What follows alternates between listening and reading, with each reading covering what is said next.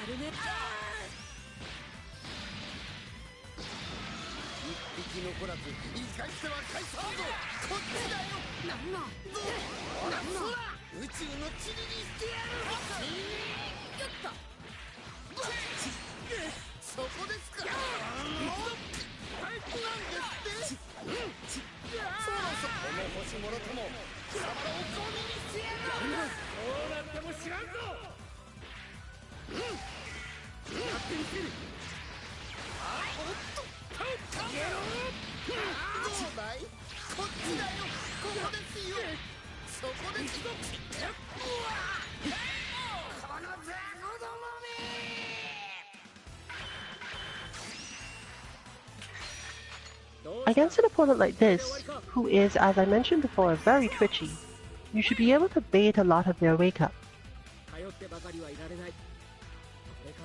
The difficulty is in measuring the distance so that your bait is correct and that you don't end up getting caught in their wake up.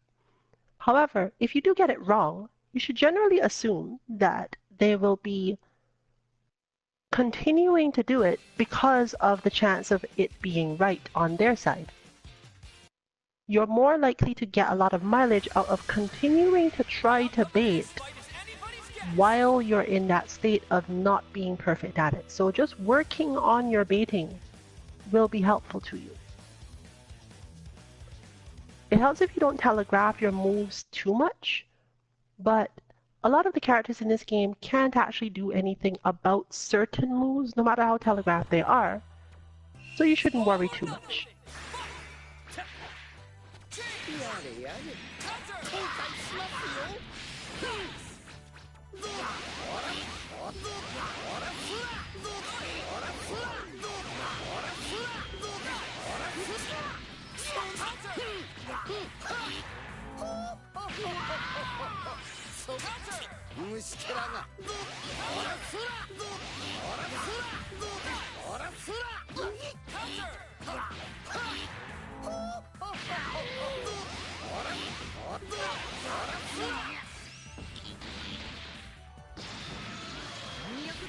Against this type of opponent who doesn't necessarily know what to do in neutral but relies on you doing something first, you get a lot more mileage out of making them miserable with stuff before you actually do anything.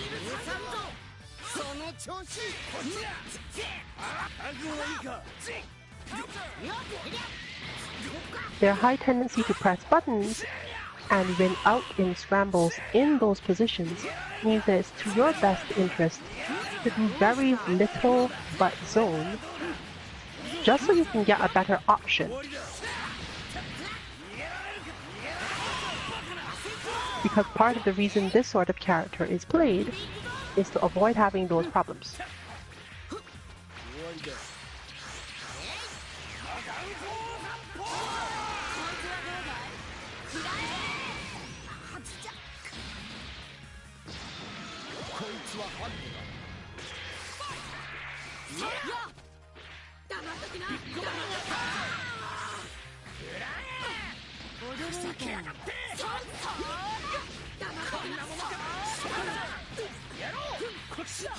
It gives you a higher chance of luring them into things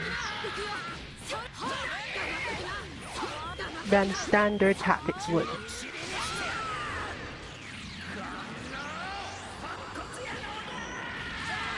And you can cause them to do things like that, like use up all their meter and put themselves at massive disadvantage.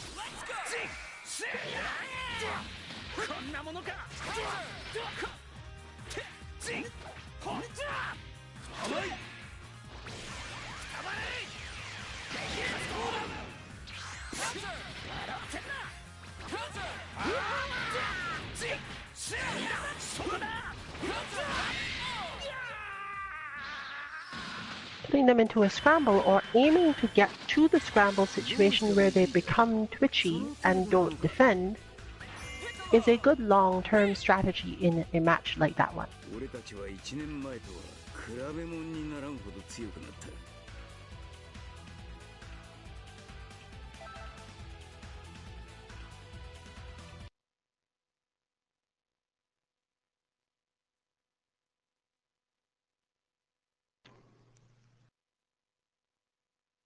So once again, this week we'll mostly be talking about how to approach the style of player and some stuff about which buttons to hit to cause different types of player to have different reactions.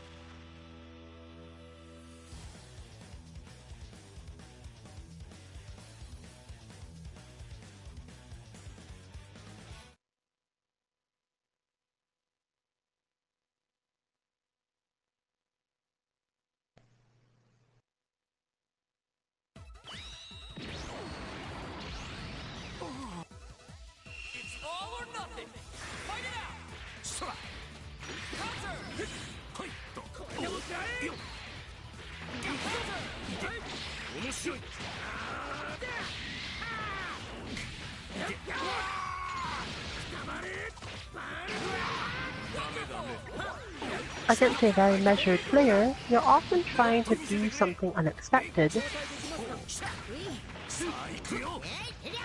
so to throw off their measurements, since you really can't do too much to them otherwise.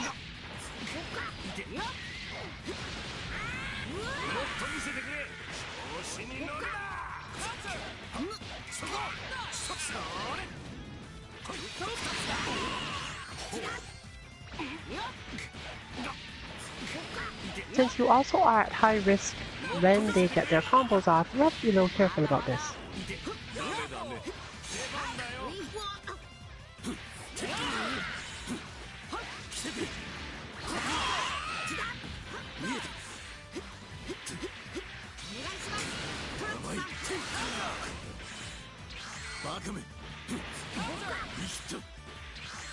Since they're not as twitchy, they're often likely to have better timings for when to recover out of things as well.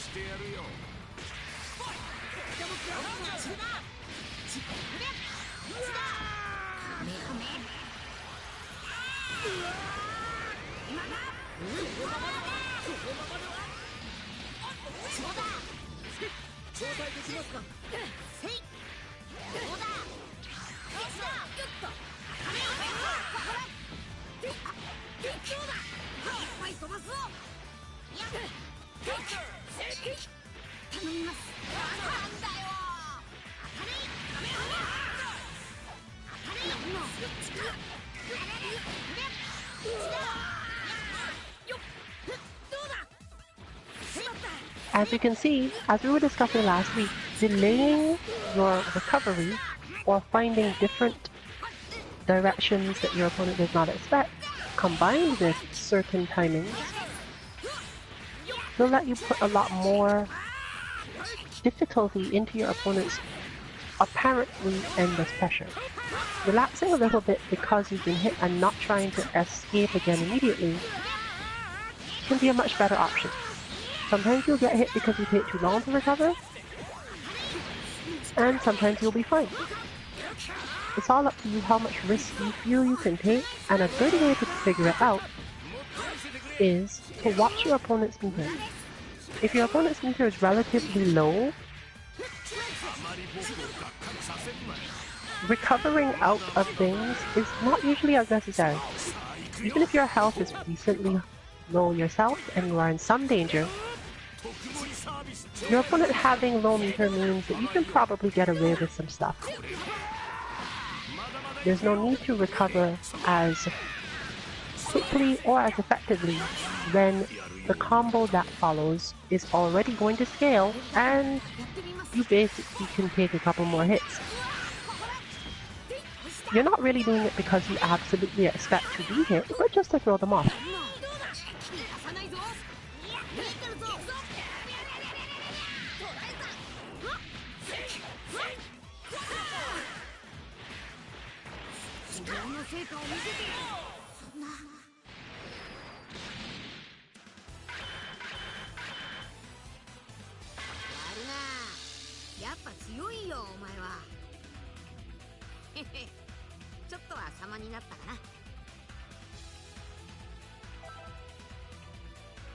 So, as noted, mostly this week team is going to be looking at how to think about recovery, how to think about matchups, and when to hit stand heavy.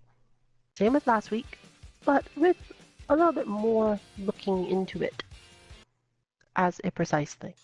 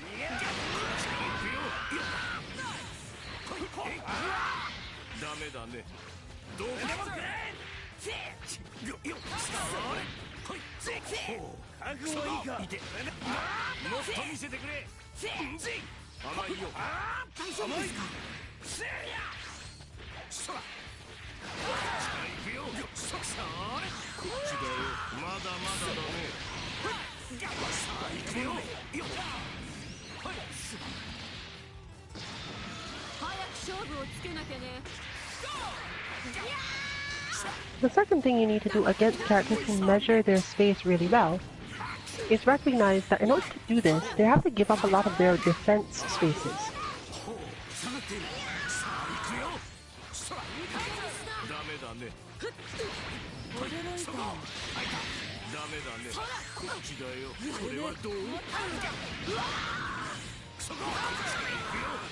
Keeping the timing in place for them, however, is still really hard.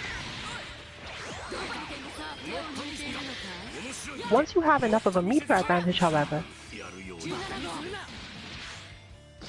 you can build up the tactical response of using your Vanish to make their lives fairly miserable. Even if you have to use raw Vanish, you can still keep it up.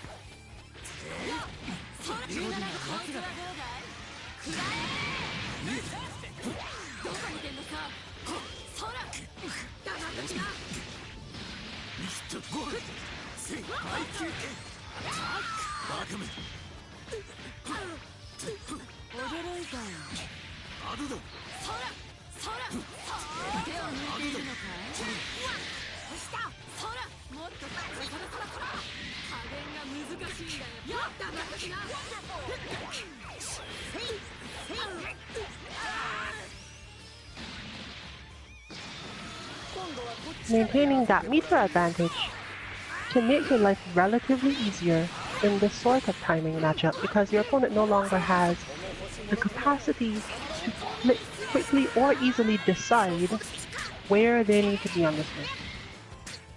Once you lose the meter advantage, your situation gets much worse much faster.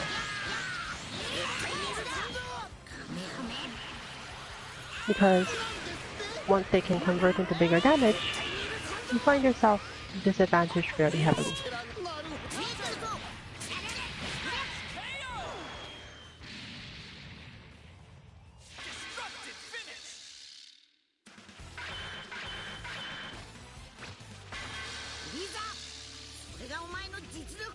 Understanding how to build up enough meter to play against a player who uses this measured style is an important part of understanding the game.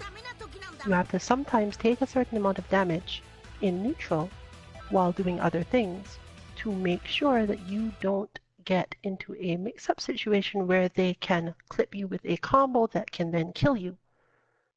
It's much easier to play neutral until you have enough meter to make them nervous and hope to convert into your own. Time to begin the match.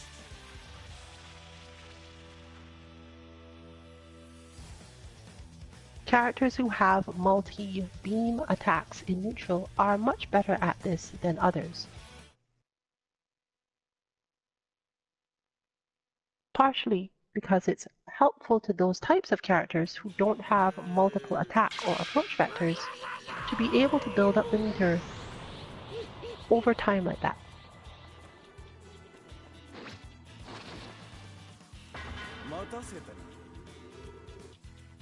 Get ready. Fight.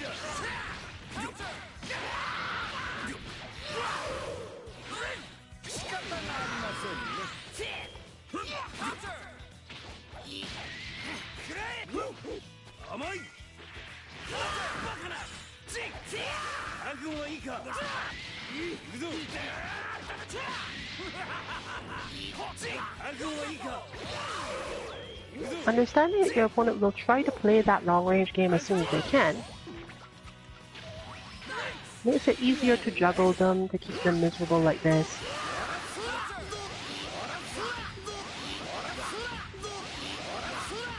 And that in turn builds up enough users to reset the situation and start it all over again.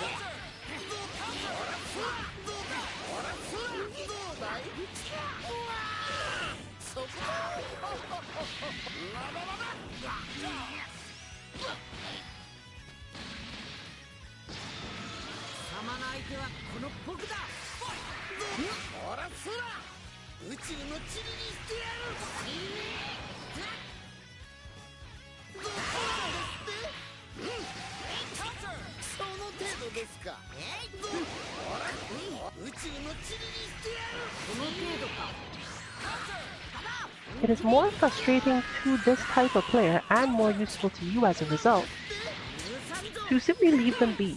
They're counting on you to come to them so that they can hit buttons on reaction to you approaching, and in this game, since you don't have to do that much to get damage off those buttons, you can just mash into your auto combo. You don't have to care as much. One example is there, where I can literally dash forward and start hitting more of those same buttons, because my opponent's perspective of how the game works is that once I am dashing at them, they get to make an action.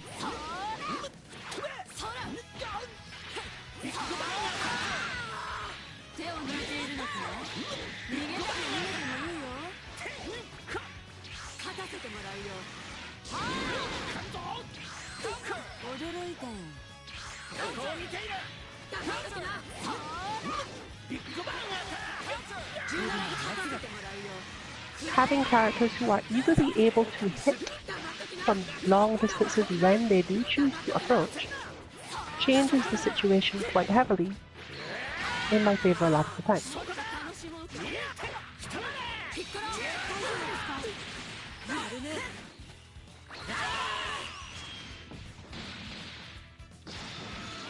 But that isn't to say that you don't have to worry about this sort of thing.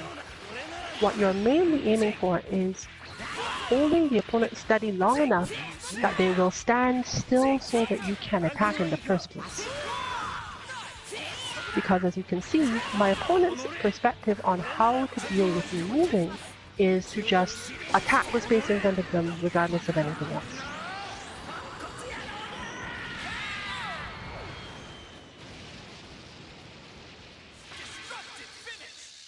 This is easily counterable, but it takes a little bit of time because you have to learn the actual rhythm of the player.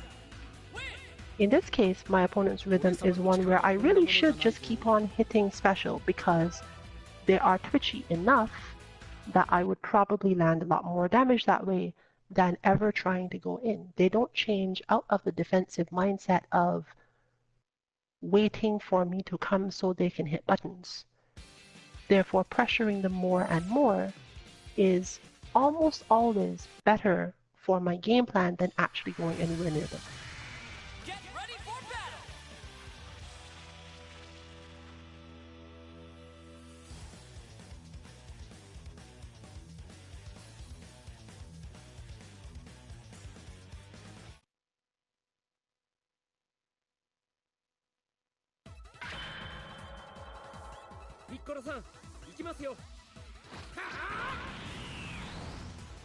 In the case of this opponent, as mentioned before, one would need to have good baits ready, and because they also generally play in a defensive style,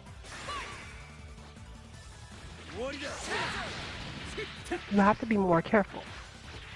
For example, I am basically confident that at this point of a match, usually, I've technically already won it because I just have to land like 3 things. And my opponent will be generally stressed out enough that they won't be able to land any of their main attacks because they're too twitchy about it. I can play this match extremely slowly because the slower I play it, the more it will freak my opponent out.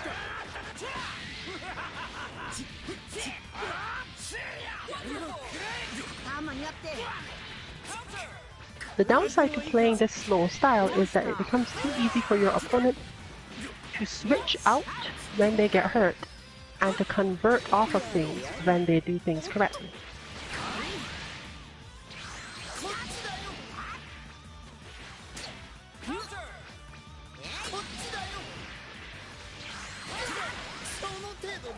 However, I can functionally drain away this opponent's meter by frustrating them in this way and forcing them to use up more and more meter to get close to me without actually getting much benefit damage-wise.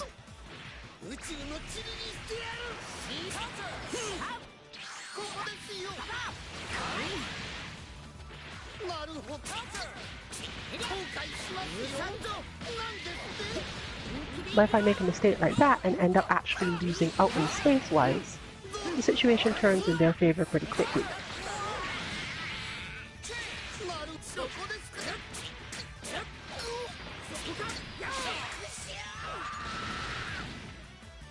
My opponents are, in this case, defensively relying as much as they can on me making a mistake to convert into big damage combos that they understand they can do.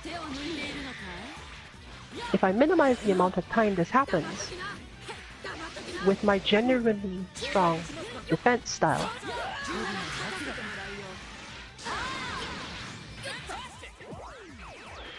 their play becomes less and less predictable and more on the level of I can deal with them all the time.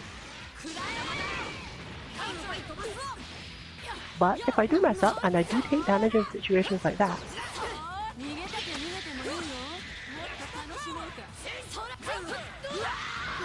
my spacing has to be nearly perfect in order to set up situations like this.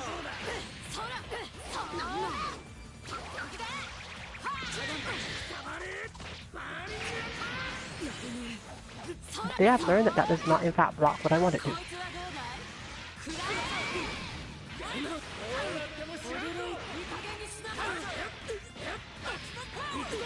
And there is another good example.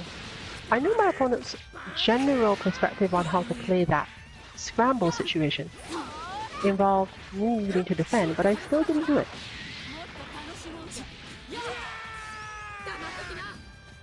Understanding your opponent's mindset in those situations is probably more important than anything else.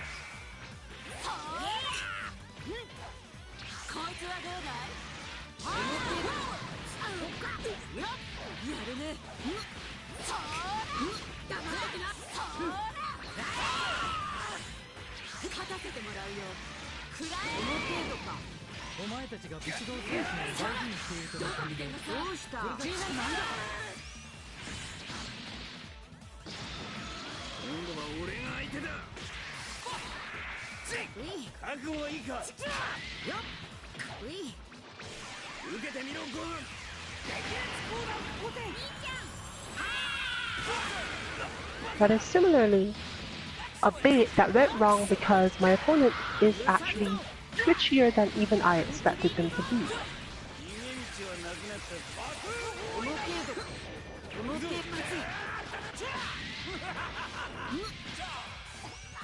Leading to me having no proper way to take them out, given that they had enough meter to go for the level 3 and they just did it.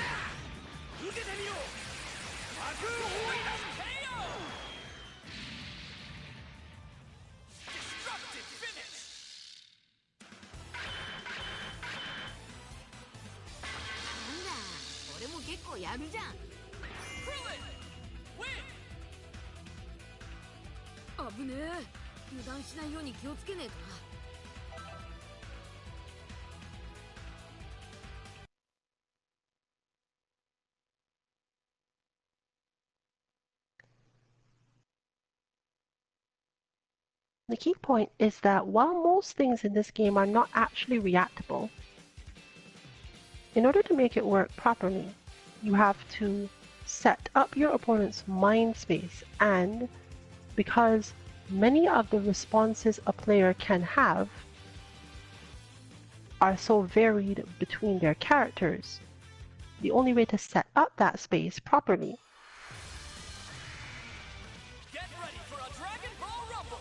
is to understand that mindset.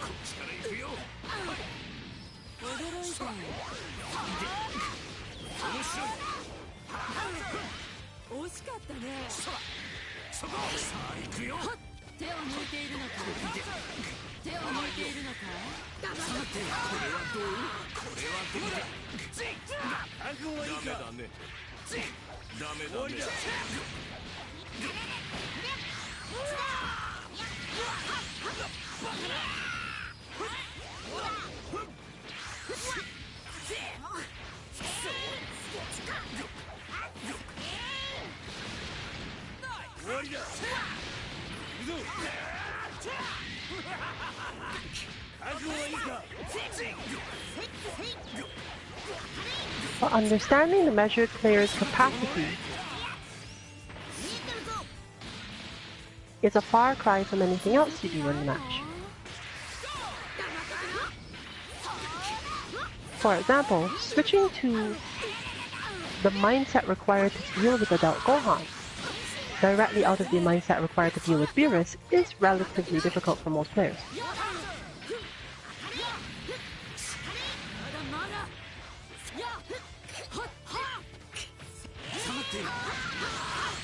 Opponents that understand how to respace themselves to solve their problems are also extremely powerful in these situations.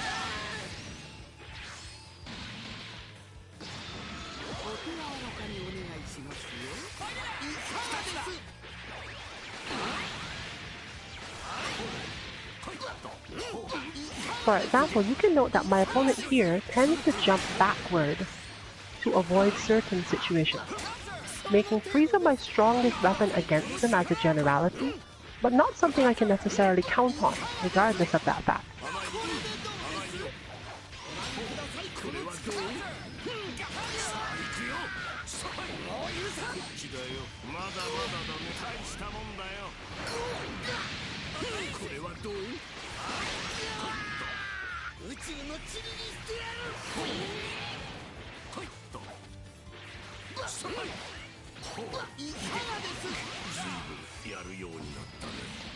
Despite that fact, Frieza is still in the best situation to deal with this team, relative to the other parts of my own. So it made more sense to let Frieza's health fall. Sorry, to keep Frieza's health up and let the other health fall.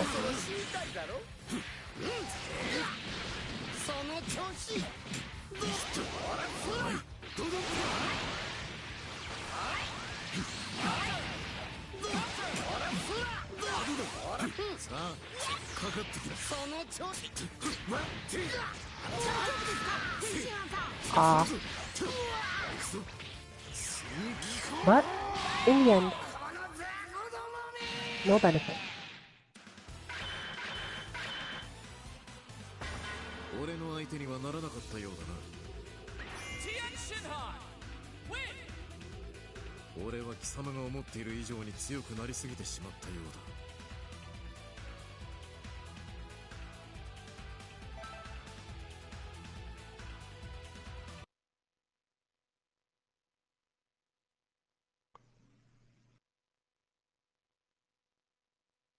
If you're a person who thinks through matches a lot in this sort of way, it can feel sort of cheap sometimes, or that you're spending too much time trying to pick apart opponents' weaknesses. It's important not to fall into this mindset too much when you're learning to play fighting games, especially like this one. Because if you happen to pick characters who are either lower tier by most standards, or who are easily susceptible to the primary ways of winning that the game gives you, what is happening to you when you lose is that you are suffering the same thing that I'm talking about trying to do to the opponents, except that you're suffering it without them necessarily realizing that they're doing it. In other words, you are also being kept back by these same sorts of things, but you just don't recognize that's what's happening. For example, Piccolo's relatively slow normals mean that as long as you mash buttons at Piccolo in certain situations, you're very likely to come out on top because he can't get to you or catch you in time. He's likely to get interrupted when he tries to do certain things, and you'll be better off as the player who is not the Piccolo player, in short. This is not to say your opponent doesn't know what they're doing, but rather that the thing that you are trying to do to solve the problem is less likely to work. Just as in this case, my concept of how to beat this Gohan, specifically Gohan, is primarily about the fact that Gohan has weaknesses when I move around a lot. But I can't necessarily force that to be an advantageous situation to Piccolo. He's too slow in particular ways, and Gohan simply has too much traffic when his normal moves are the thing you're worried about.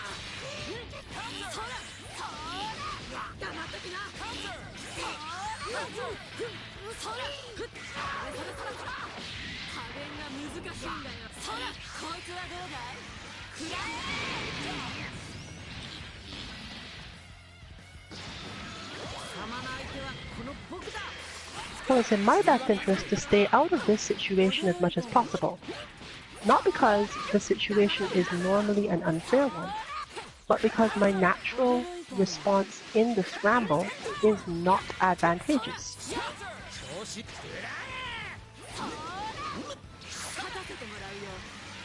As you can see, for example, there, had I thought I could make an attack, my opponent would have won out purely because they would have just done a special right after. It's not specifically that the special was a good idea, but rather that my character doesn't have any general ideas that are likely to beat it.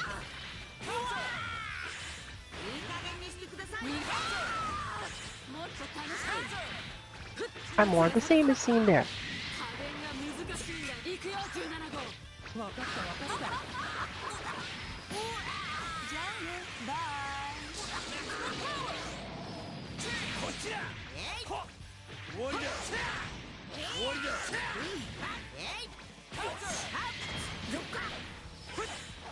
Since Piccolo must spend much more time judging distances than, say, Gohan, it's easier for Gohan to hit buttons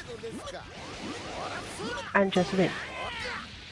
But not because, oh, hitting buttons and doing stuff is just the way to win in the game. It happens because I also hit buttons.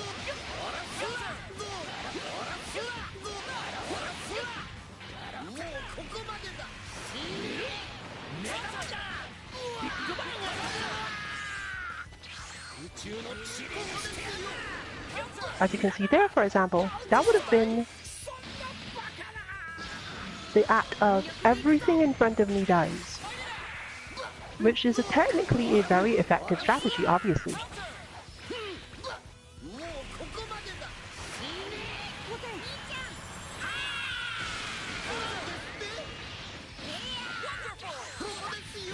And another good example where Frieza suffers in that situation.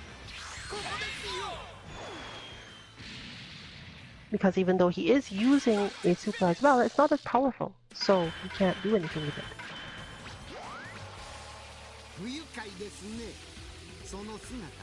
Fortunately, I managed to survive it.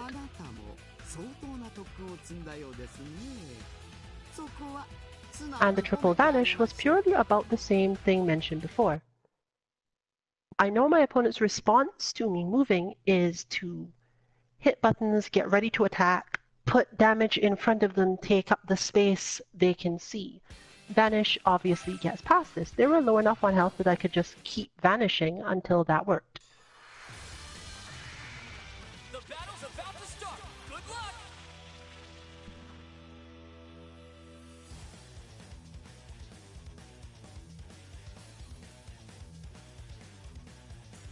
Thinking through your own defensive strategies in this game becomes more and more important as your opponents get more and more used to your rhythm, because your defensive strategy can easily telegraph your rhythm, which you'll probably see here now.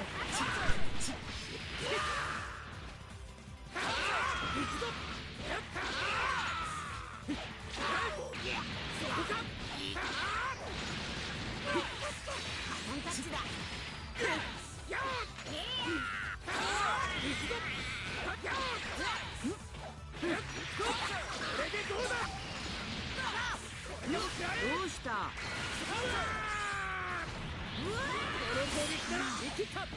どうした。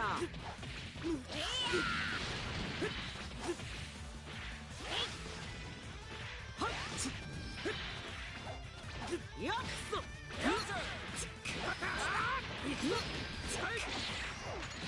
どめだ。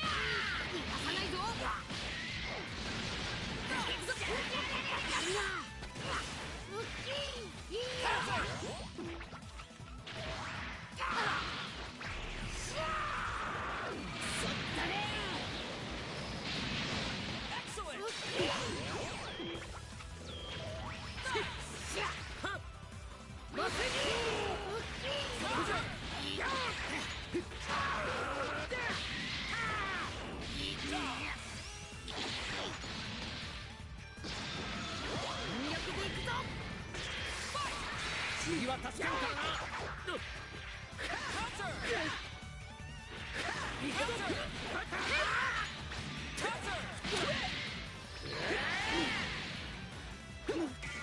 行きますよ。甘い。そこだ。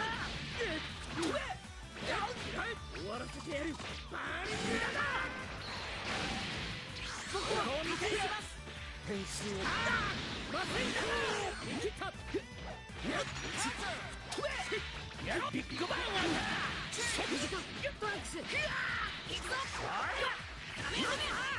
ビッグバンここを見ている。そこだ。点数をつける。逃がさないぞ。間に合って大丈夫ですか。どうした。大丈夫ですか。どうした。許さんぞ。俺様一人いれば十分だ。そこを見ている。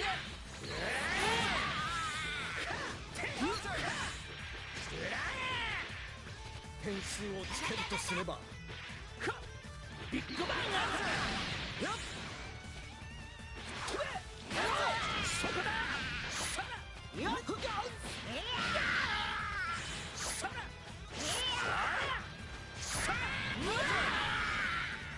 宇宙の塵にしてやる。こんな白骨野郎だ。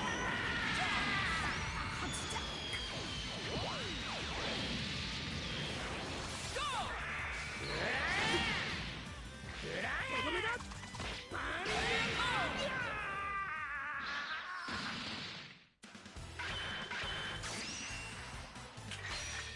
今回は一発食らわせましたよ、父さん。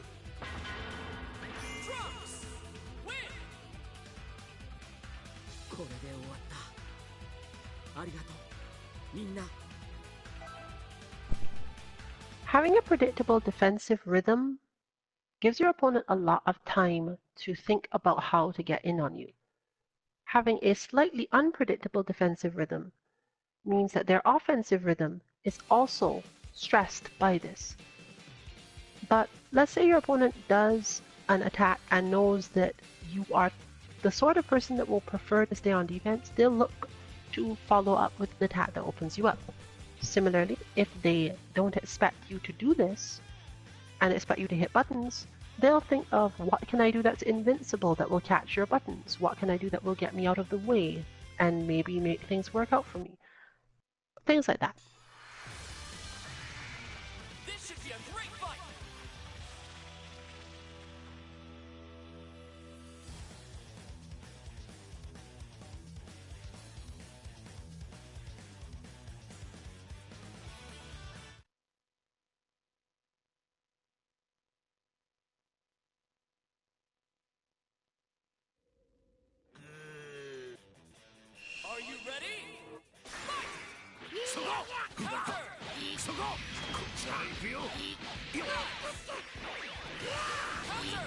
ちから行くよ。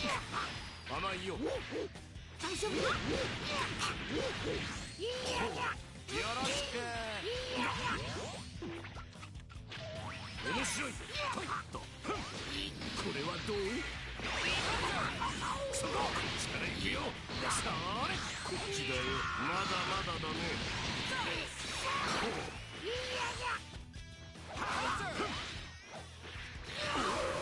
出番だよ。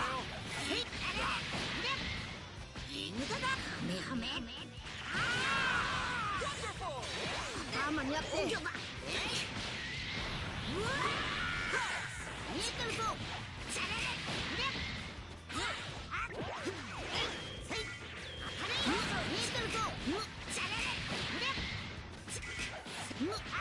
僕も混ぜてよ。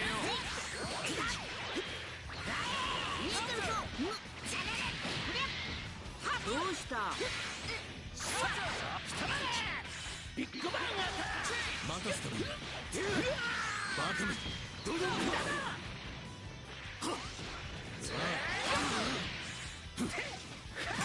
見えた。行くぞ。見えた。アドだ。どうした。おじけぜ。見えた。せまて。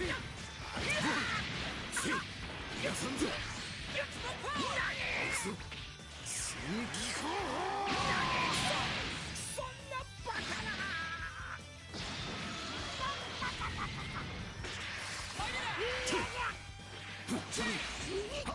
ほう。はいっと。へえ。一つだ。甘いよ。開いた。開いた。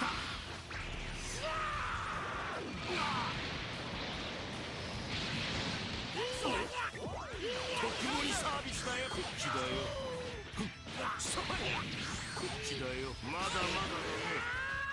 二つだ。もっと見せてくれ。さあ行くよ。さあそこ。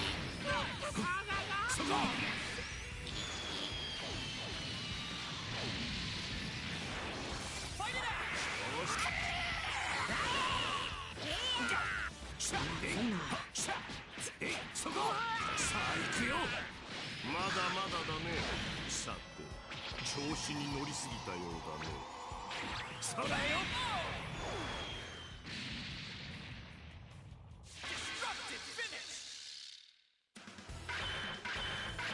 当然だ。僕が負けるわけないだろう。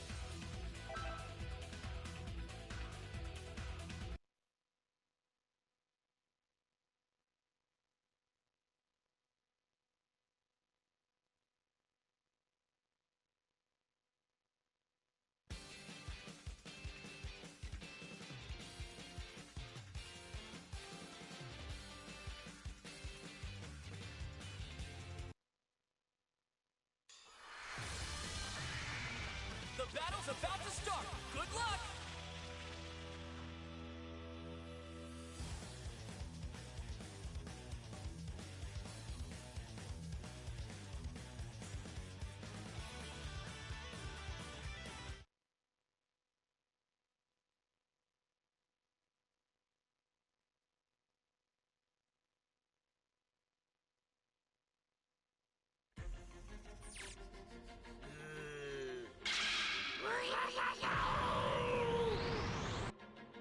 Get ready!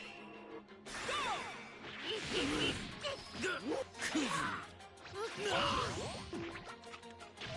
なんなんだ。もう終わりか。いくぞ。いかんぞなんでやった。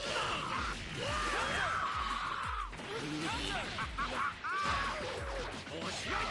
俺は悪魔だ。行くぞ。いいだろう。先にやめてやる。よし。そこだ。行くぞ。そこだ。やつんそこだろ。甘い。行くぞ。行くぞ。本気で行くぞ。そこだな。えい。行くぞ。落ちろ。終わりだ。デズクラッシュ。甘い。そこだな。こっちだ。甘いな。まずいんだよ。しまった。ミキ任せ。そこだな。終わりだ。デズクラッシュ。交代してくれ。シャッター。カメハメハ。行くぞ。どうしてこの程度か。この私にバリアを張らせんと。お次ははっまだまだはっさあ受けてみろ。全力で行くぞ。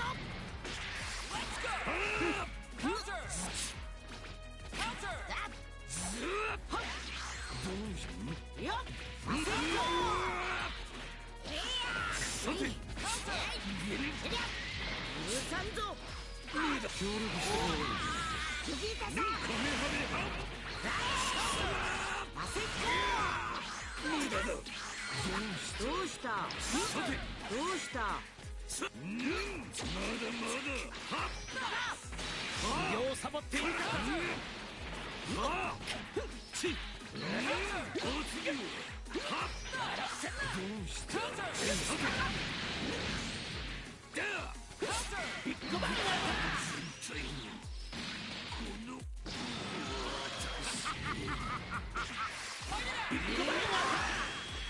そこだ。クズめどこへ行くんだ。楽しめそうだ。もう終わりか。行くぞ。そこだ。ここを見つか交代だ。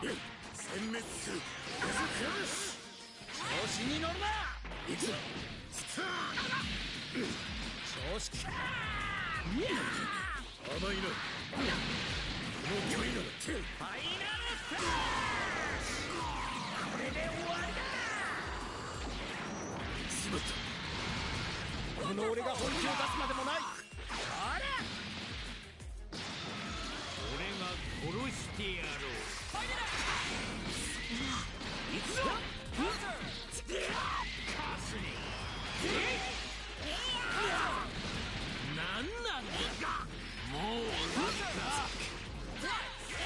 行くぞ。俺様一人いれば十分だ。ビッグバンなんなんだ。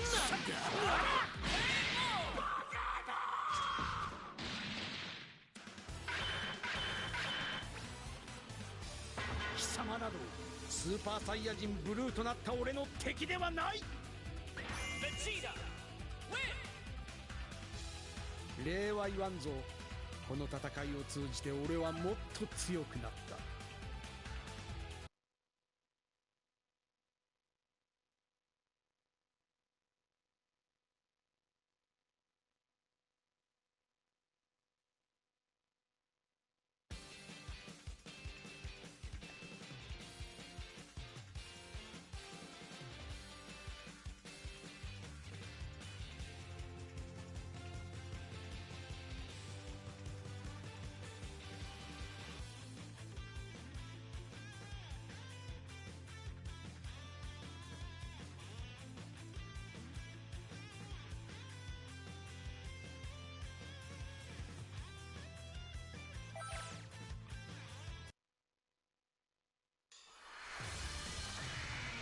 Time to begin the match. So, the next question becomes, how do you manage to do this without ending up playing keep away unnecessarily? Understanding when your opponent is likely to try to move is really hard to clear up. But that's more or less what I'm aiming to do in this match. I know my opponent can't necessarily attack me because my characters are good defensively, And their characters, while good on offense, are relatively linear, especially without meter. So I can land that, for example.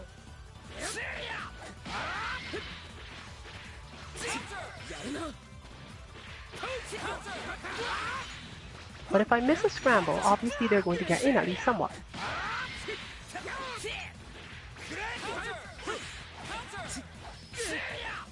But pay close attention to how much my opponent gets off of doing certain things, and when they feel comfortable hitting buttons. When my spacing is off, my opponent is able to punish me for things.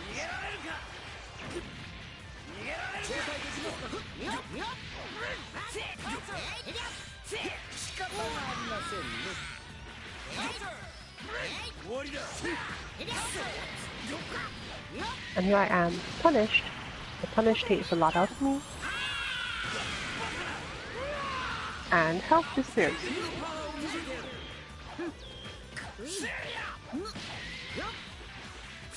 But my goal should still be approximately the same.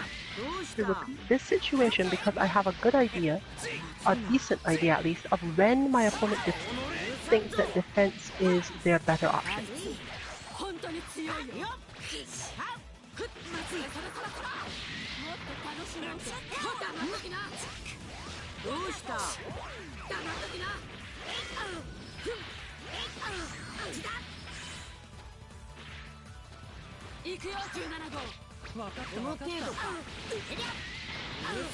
And as I noted before, I misspaced my bait and I went for more than I needed to.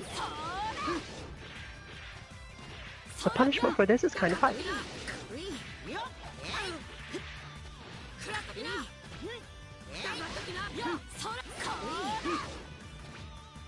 But I'm not worried about their ability to attack me.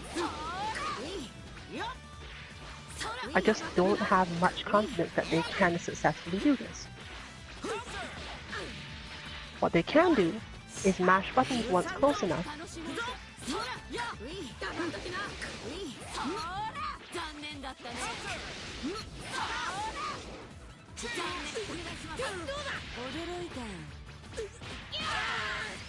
and if I flinch and make the mistake, then obviously I will lose.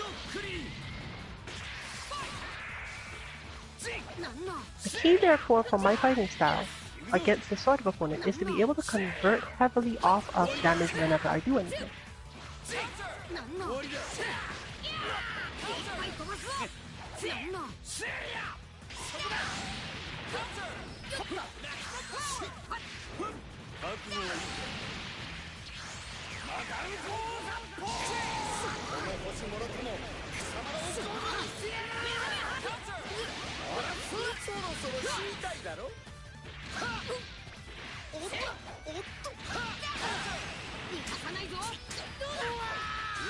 But if I could read the moment at which they think it's a good idea to come at me, then I could be more successful.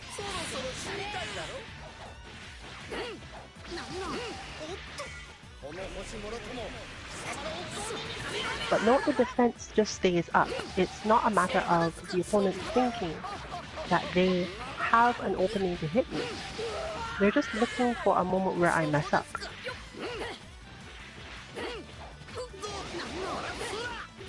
And I, in turn, must learn to read their spacing and timing with the expectation that they're going to stay on defense.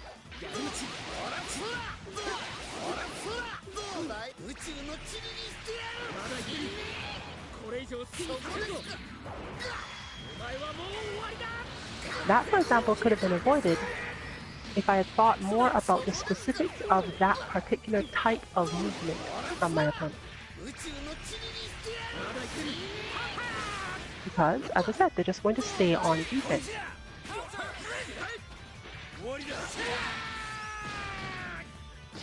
So let's try to let Freezer recover a bit. And this is easy because that's the other side of this situation. Or would normally have been easy. But again, it was a matter more so of misjudging, because it's not that I didn't have an option that would have absolutely worked in that situation. but rather that I misunderstood when my opponent's concept of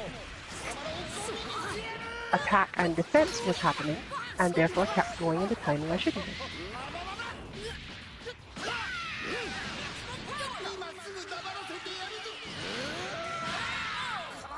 Same thing there.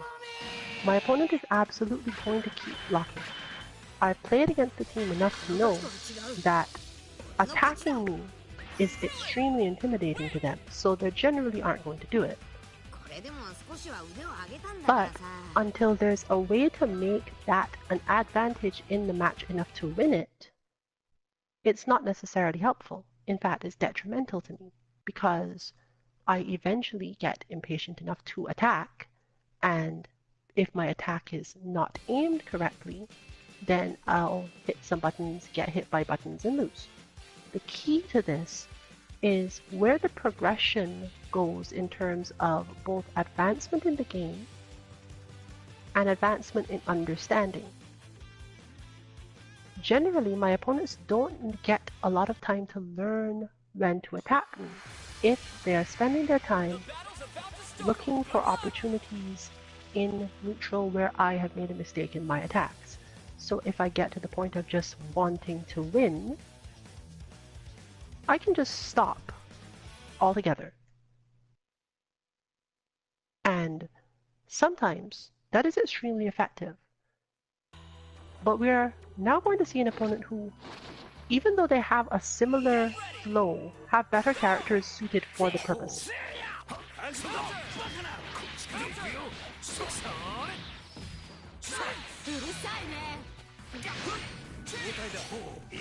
However, my team does have another way to do this.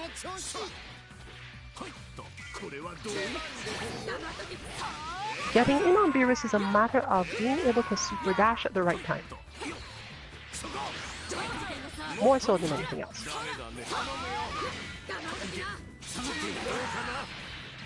It takes a certain amount of effort to deal with that situation, but once again, it's mostly about getting it right because the opponent has the spacing and the timing to make sure that nothing gets through their defense.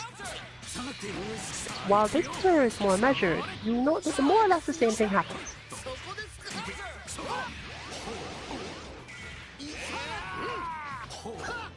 And I have to spend a lot more time learning how to space myself so that I don't get caught by their stuff when I'm approaching.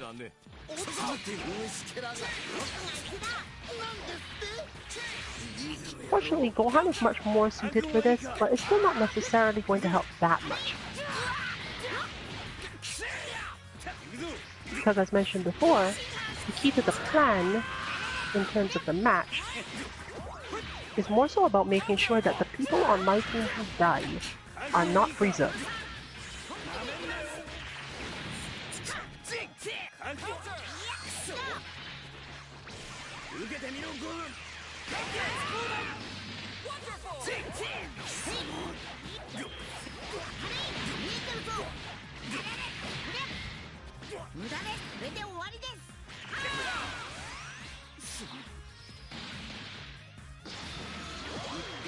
If Piccolo has to take a lot of damage in order to fall, this usually means that I will get enough meter to do some Frieza stuff.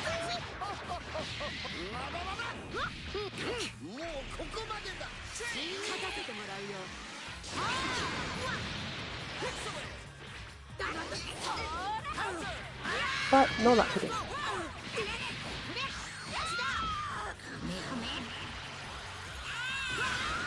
You will still note, however, that overall, strategically, my opponent still can't attack me.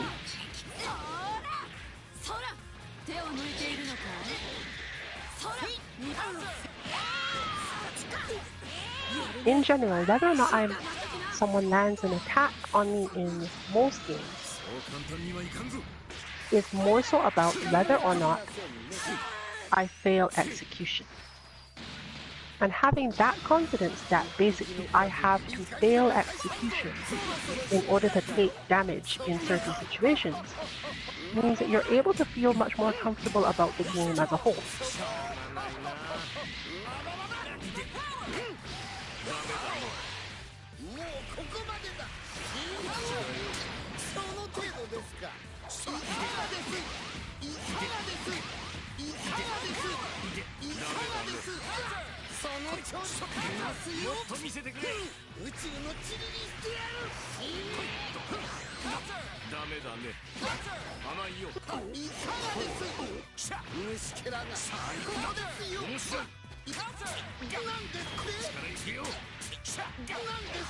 But since I can obviously still drop execution on the attack like that, the situation gets a lot worse for me.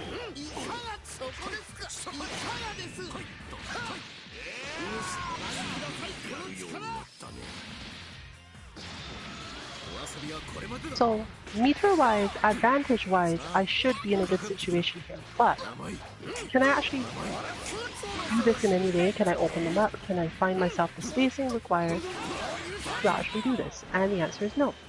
I attempted to teleport out of that attack. It's not that I didn't know it was coming, but because it is faster than me, because that I was not in the correct space and I overestimated Frieza in a particular way, I went for the wrong thing.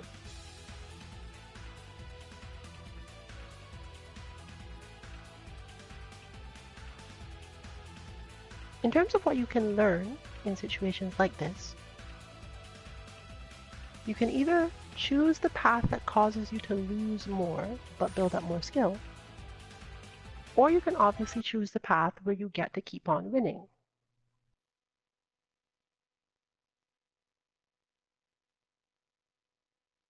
The general choice made by most higher level players is no choice at all. They just play out whatever their plan is and they don't think about it anymore. But for example, in this match, if I want to win, my basic goal is to attack from far away, never let my opponent near me, and trust the fact that them opening me up is unlikely. If I want to get better, I have to attack them. And I have to try to find spacings and timings that will give me information about how I attack them.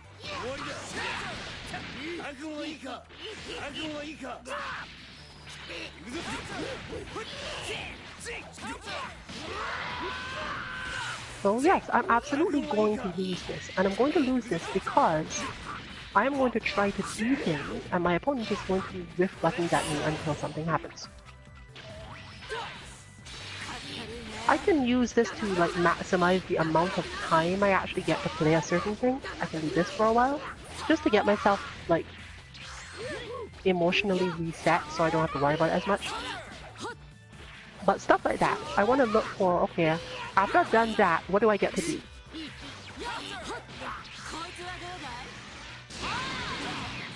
I'm now looking for things like, how far away do I need to push you before your mental state changes? And if I pushed you there, what buttons or actions should I use to get there?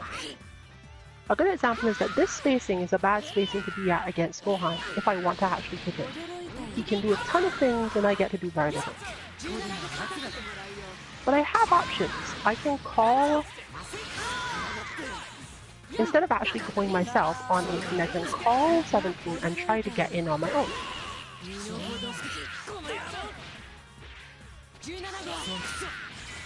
Because I can move out of the way, I can reset the situation.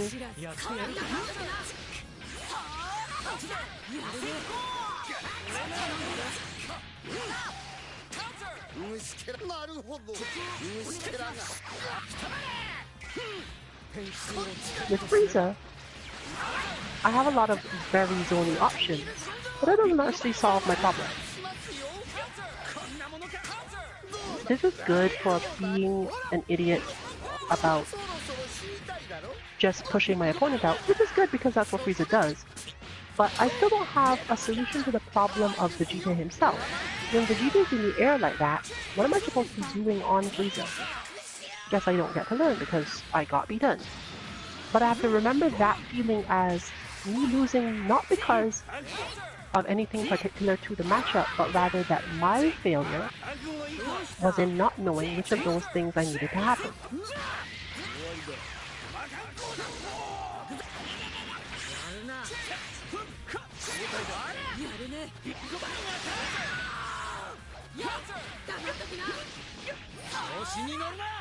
Similarly, in terms of plans as to how to finish or do combos, it's actually in my best interest to push my opponent away like that at the end of that combo instead of going into anything in the air.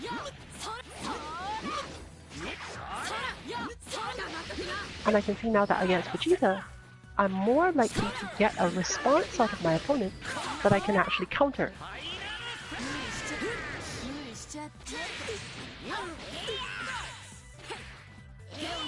Whereas with Gohan, I should generally be expecting that sort of thing, where defeating me is a matter of hitting buttons at a particular space and assuming that nothing too terrible will happen.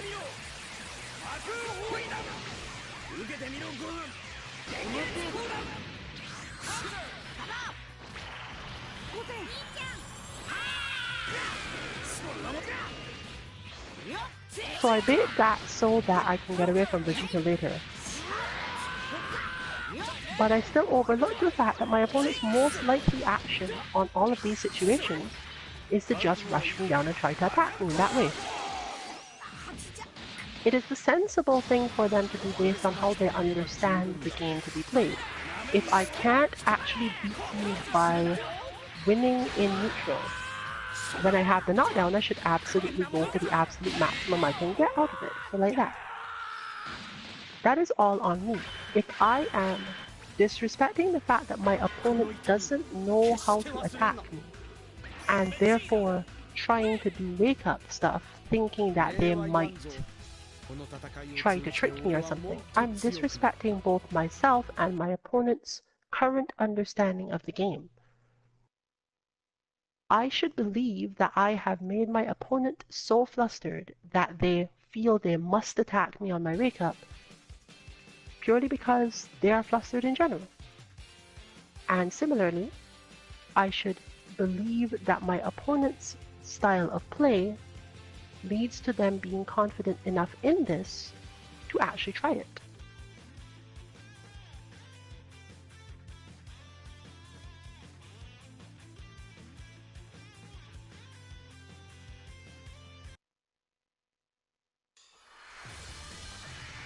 Get ready for battle!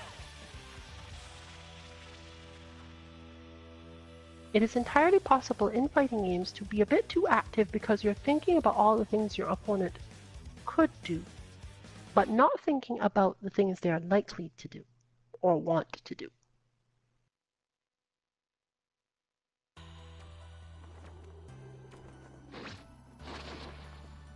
Similarly, against my oppressive opponent, I'm more likely to be effective at least some of the time because until they actually get close, they're in the same situation. They don't have a way to specifically harm me.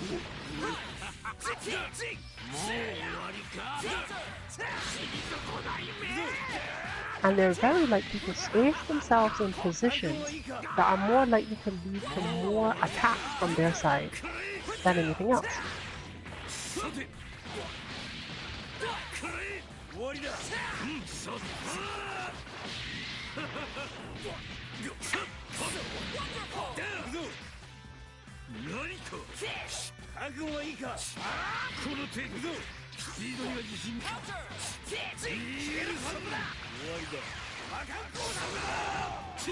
So, what should I do here in the optimal sense?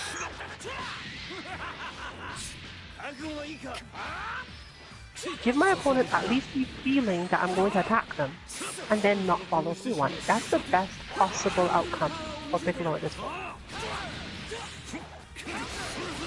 Because from there, I can control their perspective of how the game is going to be played.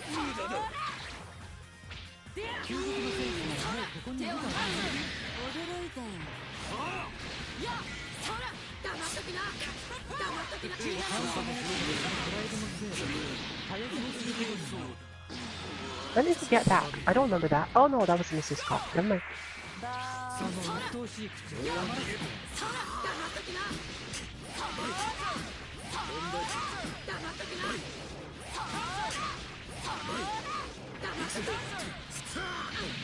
るね行くぞしし黙っときな行くぞ何まだまだ行くぞ That was, for example, a good opportunity to do it, but I didn't actually do it. I should have done it. 驚いた行くぞこっちだ覚悟はいいか So I move forward a little bit, and then I stop, because I expect that my opponent is going to do that. They are in a mental state where they feel they should attack, because they get a chance now. I'm moving, so they can try something.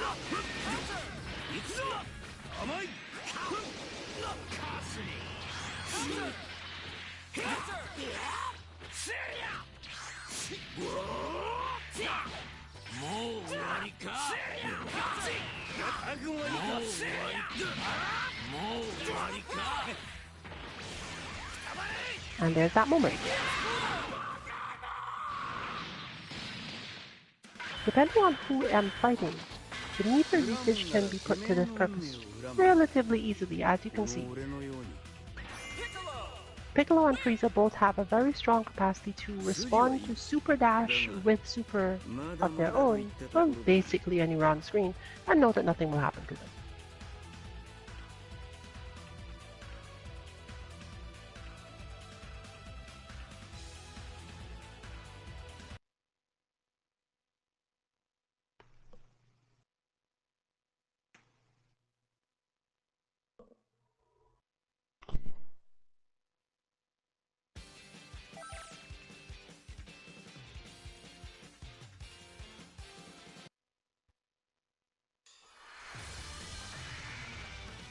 The outcome of this fight is anybody's guess!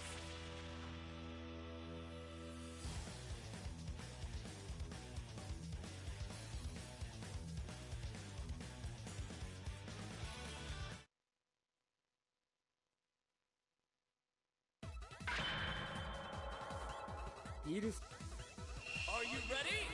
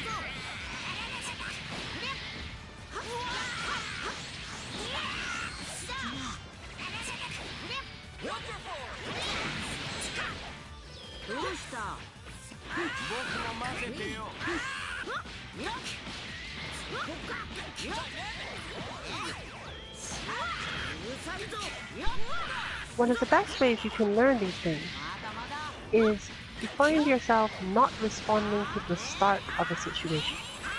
This is particularly meaningful when your opponent is doing pressury style things from decently far away.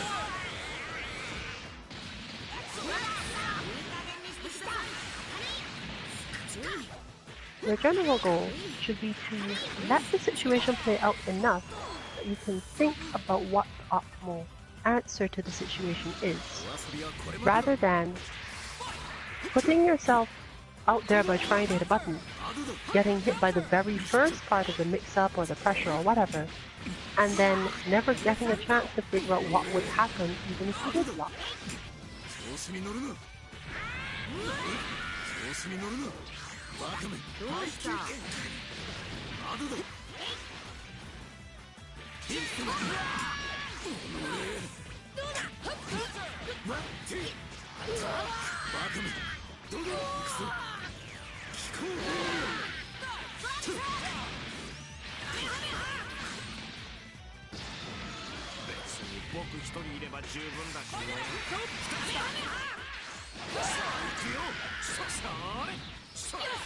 の成果を見せてやる気なくなっちゃった。 It may often surprise you just how many situations have easy solutions when you take enough time to recognize the situation itself.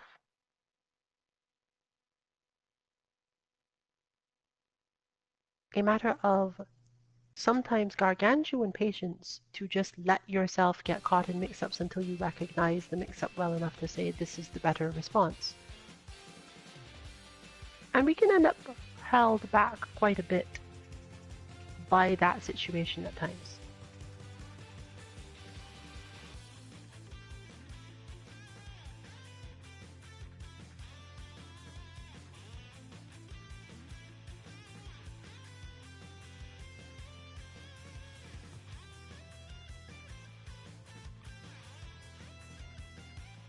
We appear to be having some sort of technical difficulty, but not completely clear which.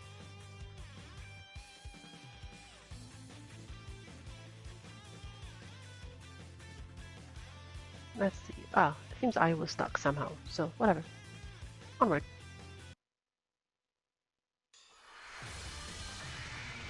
It's time to face your opponent.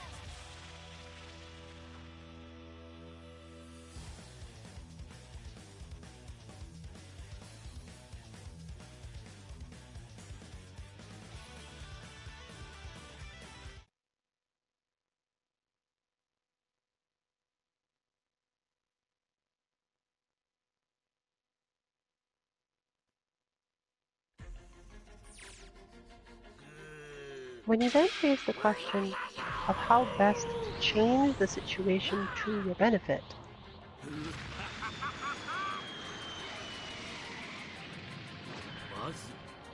you have to spend a lot more time thinking about this.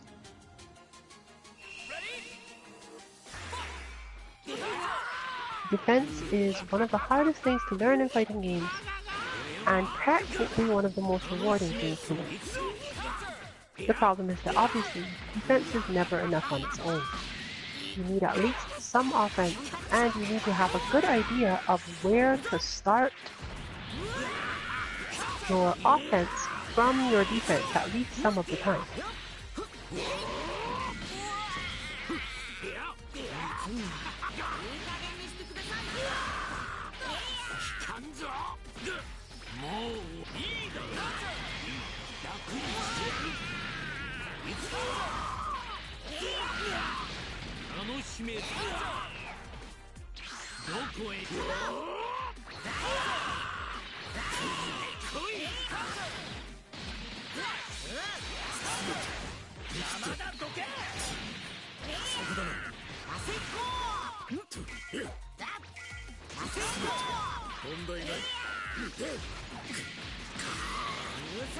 On a whole, understanding when you should also sometimes halt even your own offense, just so you get a better idea of the situation and what you could have done better than what you did, can also help you improve quite a lot.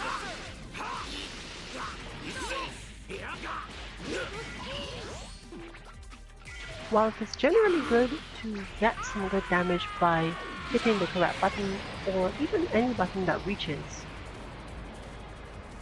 it's hard to reach high levels in games like this one, or games like Street Fighter where cancelable normals aren't always the same, by doing this. Generally, you need to understand the best way to start your combos. In this game, that's often crouch movement. And when you can't use the best one and need to settle for something else. There are also other things that come in based on how much meter you have, which assists are available, and all those things. But if you play too rapidly and don't actually spend much time thinking about this, there's not much you can do.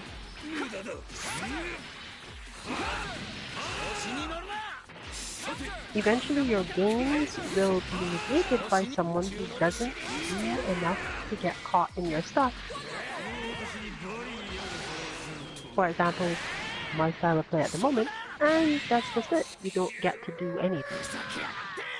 Because you have not spent enough time measuring how to attack or defend, only how to keep it going once you've happened to start that.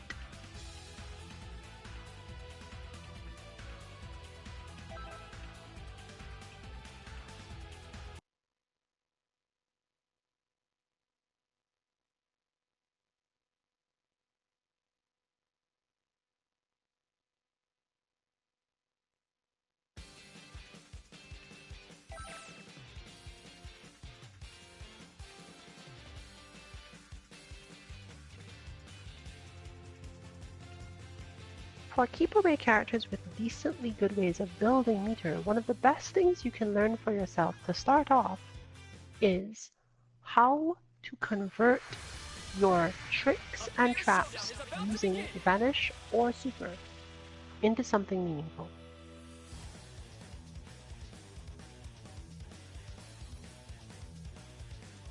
So in this case, let's look at what Piccolo can probably do once he has enough meter to actually make some actions. But for the sake of this, we're going to build up meter on 18 or Frieza instead. Let's not put Piccolo through that.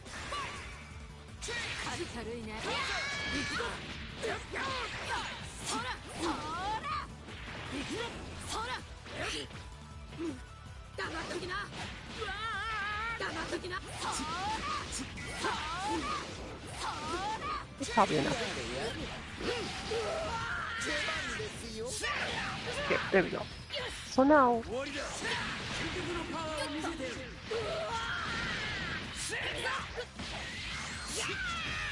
so we know now that Piccolo can convert that from there, right? But is that useful? Can I do anything with that actually? Because you know this entire time I haven't been doing that. I can land that move. It's not too hard to get my opponent into a situation where landing that is a thing. But what is this giving me, if anything? It's confusing. It helps me get out the corner. But it's using up meter without much benefit, probably? So I need to think about how do I make this even more useful? How do I take this even further? I don't seem to get that much.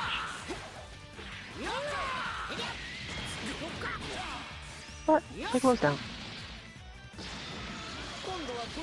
Let's look at a similar thing for Frieza then. What is the most likely thing Frieza will manage to land randomly?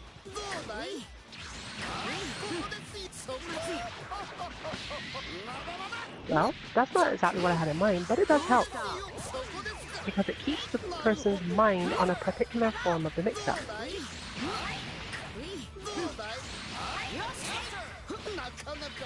And it would have been a better idea, once again in that situation, to vanish.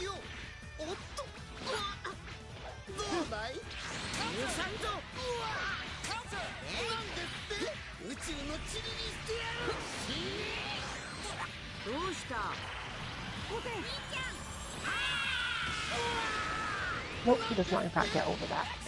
Unfortunate.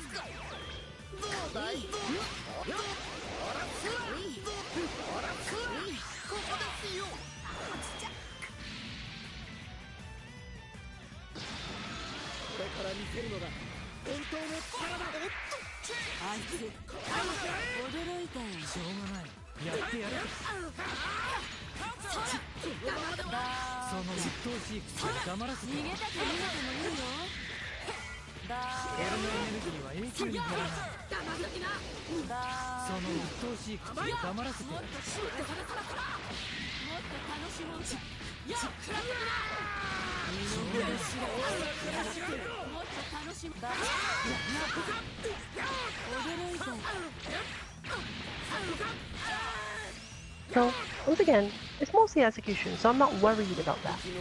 I could have converted off more things than I did, for example.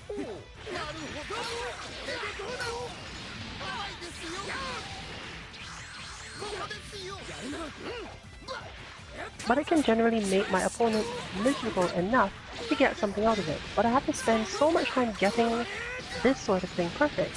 It's really difficult.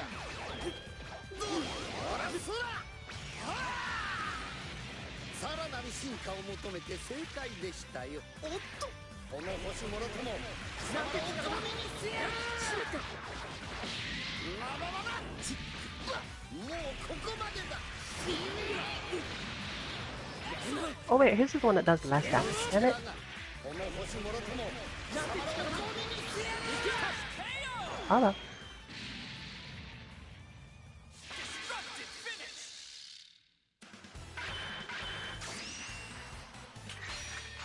どうしたこれで終わりか。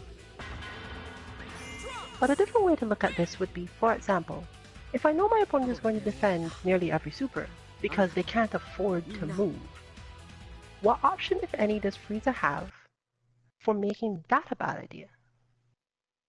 What options do I get from my assist to make that a bad idea? How do I improve my situation relative to what my opponent thinks is a good idea, more so than anything else? For example, here we have Beerus versus Piccolo. The optimal situation here is to get Frieza in fairly early before Beerus has any meter, and try to make Beerus miserable for a little bit. But how do I safely do that? Well, one thing that helps is that switching in uses Super Dash, and this gets through Beerus balls.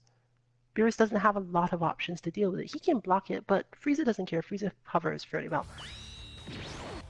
Similarly, I could get my opponent to think it should be Frieza coming in when it's not. In fact, I can basically dash forward and then choose which one I want to bring in, based on whether or not they go up into the air or I have the Beerus ball available in the first place.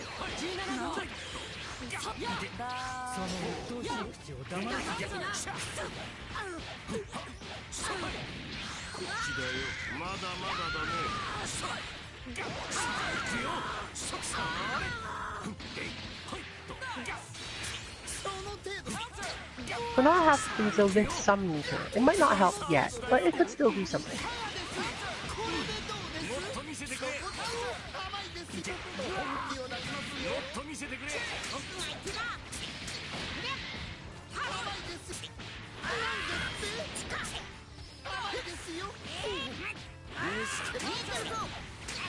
But I moved too early. Why did I move? Because that's what I'm used to doing against certain opponents, and it would cause me less trouble if I hadn't done it.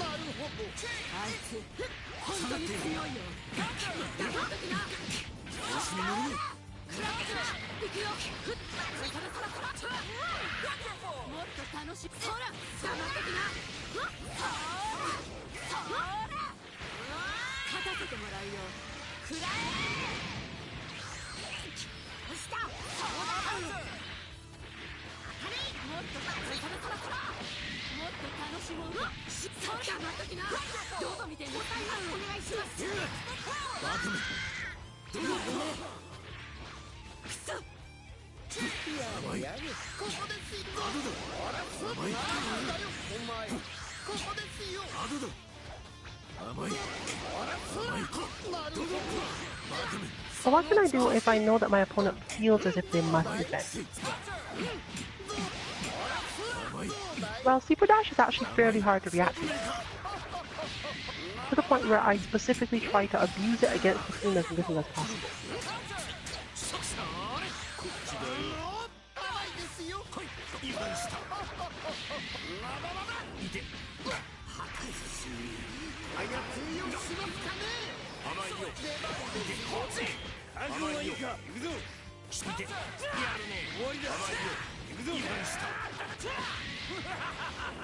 Keeping the opponent in the defensive mindset makes it relatively easier to set up more situations.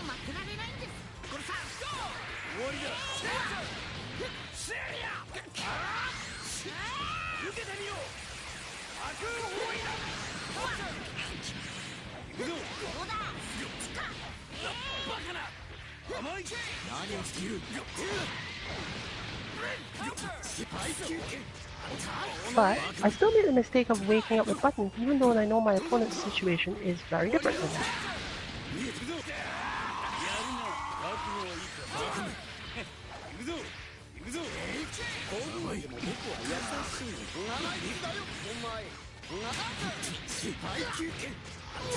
And that's just me missing that attack. So the accuracy required to deal with a player who's moving too much is very high relatively.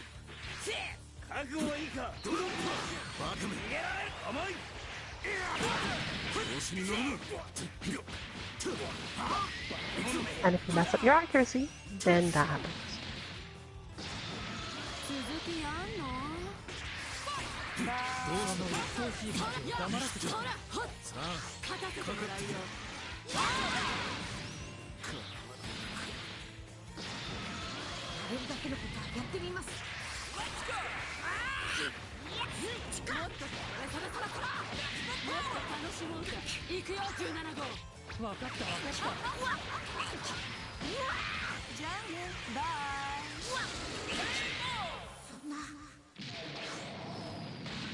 But it's by understanding mindsets that you know when your opponent's attack is probably going to end, and you can still keep up with some less complex combo tactics.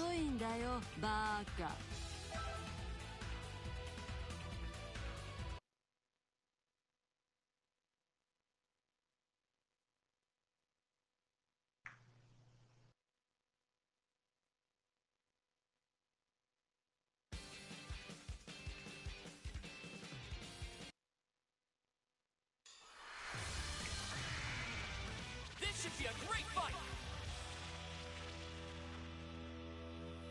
A difficulty faced by offensive players is that when they themselves go on defense, their entire mindset is that defense isn't that strong, otherwise they wouldn't be playing as heavy offense as they do. So it makes them twitchier and more likely to feel as if their defense is going to be broken. There are a lot of mental anomalies that occur in these situations.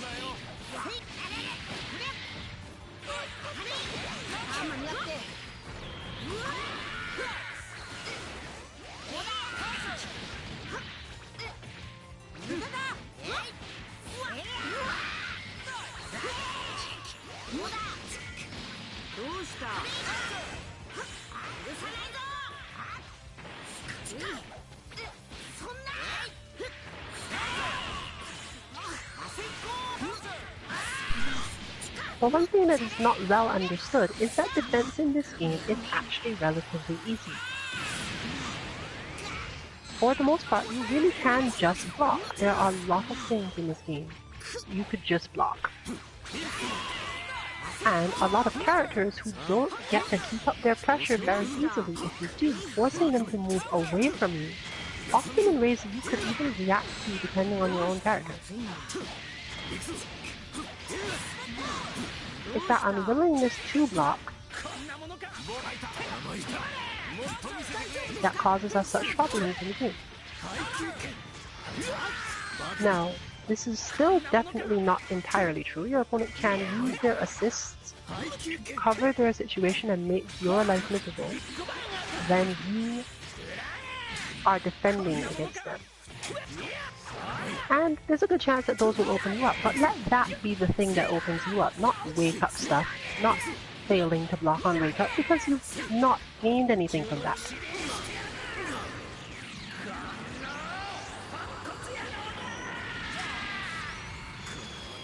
Take as much benefit as you can from effectively raw blocking.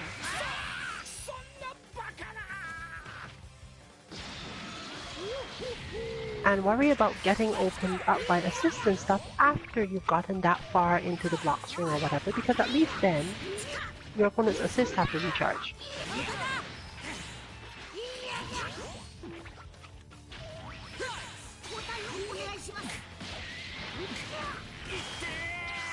Blocking is such an integral part of this game that we are functionally considering it a high-level strategy right now.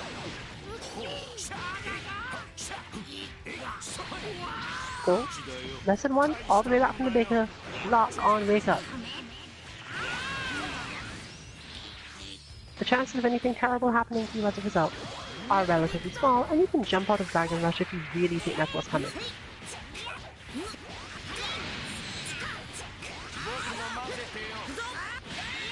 But there we go. No block on wake up, and therefore the opponent gets to do what they want.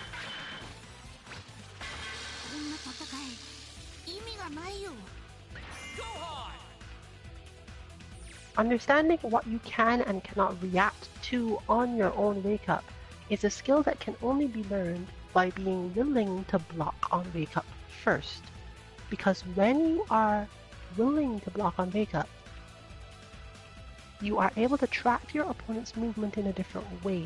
You're able to more calmly focus entirely on making sure that you understand where they are and what is most likely coming, rather than trying to figure out whether or not you can hit them, which is a different problem to solve.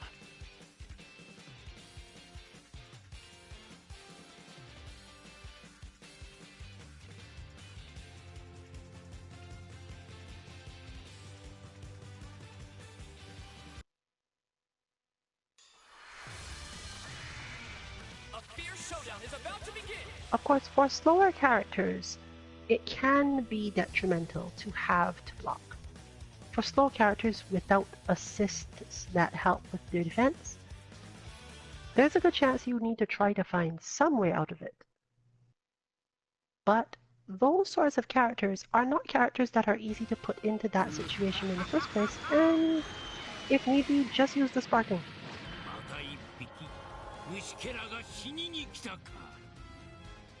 It's all or nothing.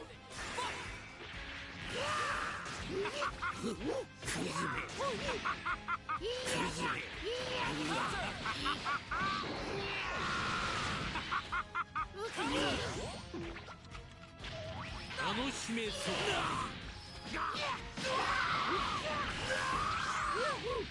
もう終わりか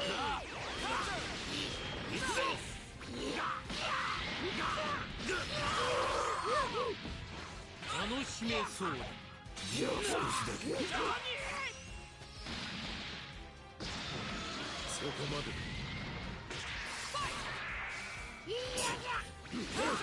This game has actually relatively slow overhead attacks, and while Dragon Rush isn't necessarily slow, if the only thing you're waiting for is whether or not your opponent is going for it, it can be bearable at least. Plus, Dragon Rush really does get beaten by hitting buttons on wake up, so if you panic at the last moment and hit a button because you feel they're going to Dragon Rush, then you might actually get out. Whereas moves have a much lower chance of this actually happening, and you should generally be blocking.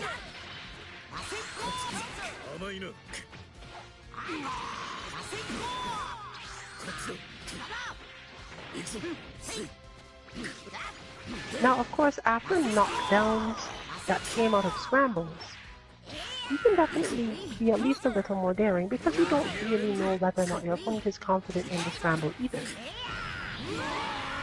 But as a general term, you don't generally lose out all that much from blocking in those situations either, other than that you don't get advantage, because your opponent most likely doesn't come out of a scramble with a strong plan for wake-up pressure. It's very likely that they're just gonna hit some buttons and hope to keep you under pressure. If you're really convinced you must do something, in scrambles, wake up deflect is probably a safe option.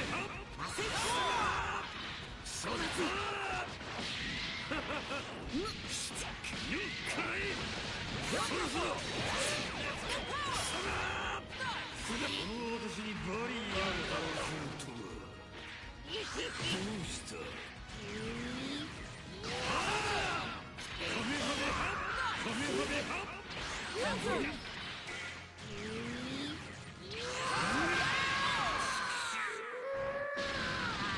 I remember kids, Kid does not care about revenge. At least if you're not if you're late.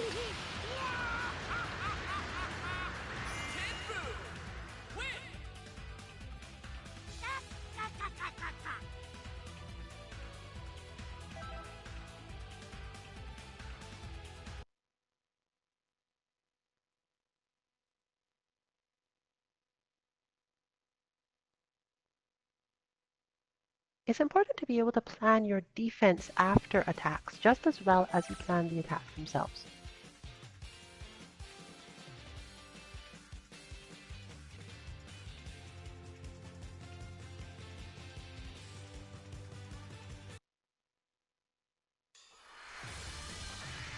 A fierce showdown is about to begin!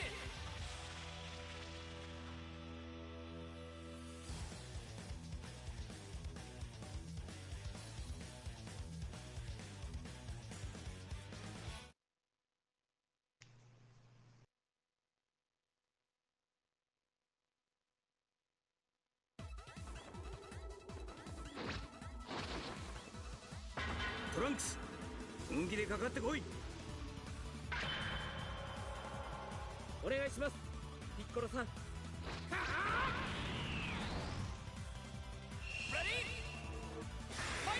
覚悟はいいか。これならどうだ。消えろ。行くぞ。 Once again, a moment where I probably should have expected my opponent to think it was their turn to actually attack. 覚悟はいいか。覚悟はいいか。どうした三蔵よっ Done it again. 軽いね黙っときなよっよっ三蔵驚いた黙っときなよっ17号その鬱陶しい口を黙らせて黙っときな17号やってやるかやるね黙っ今度は本気でやらせてもらうぜ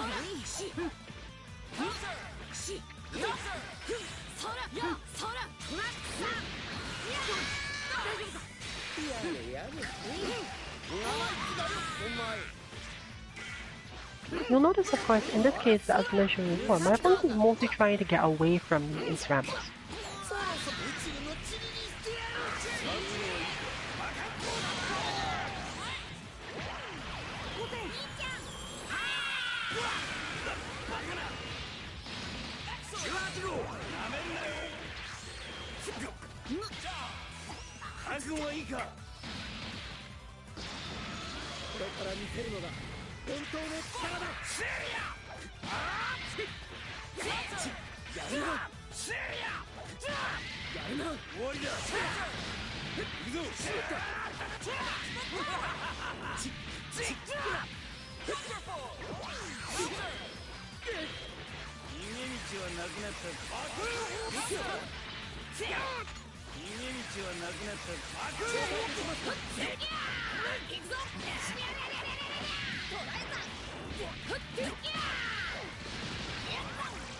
In my case, in this situation, I'm doing that too early, because I think that my opponent will get caught because they tend to move backwards, but the real thing I should have done was different.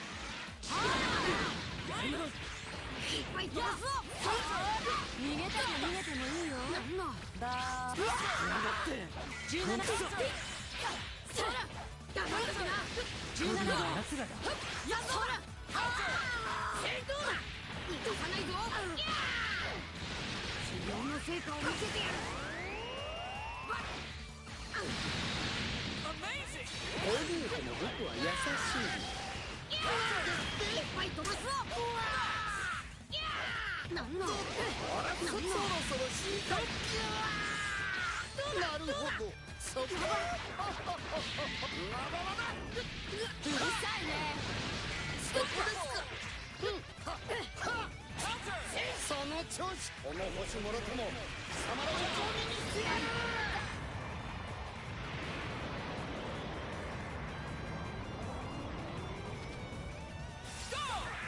出番ですよ。そうだ、待っときな。本気で行くぞ。そら。頼んだよ。悪夢はいいか。消えろ。行くぞ。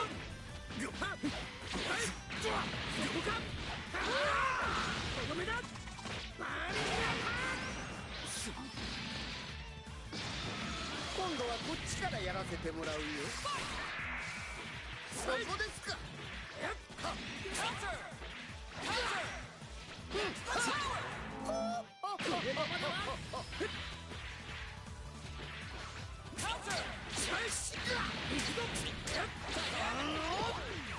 そろそろ死にたいだろ。そろそろ死にたいだろ。ほらそら。そろそろ死にたいだろ。そろそろ死にたいだろ。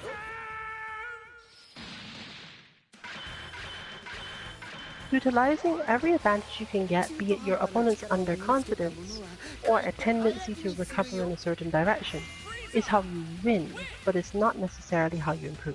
あなたも多少腕を上げたようですね。盾になる以外でも役に立つじゃありませんか。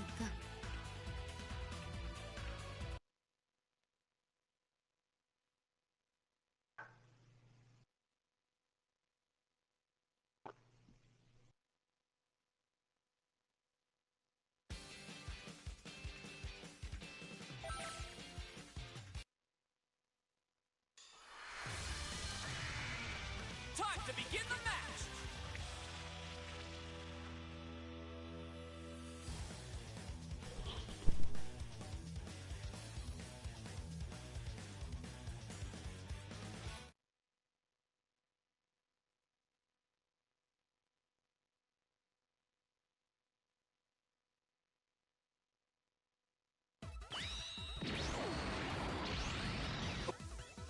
Ready?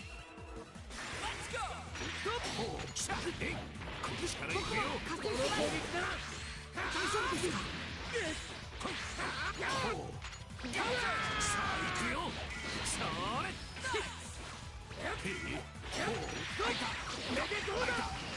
面白い。そこか。いて。終わらせてやる。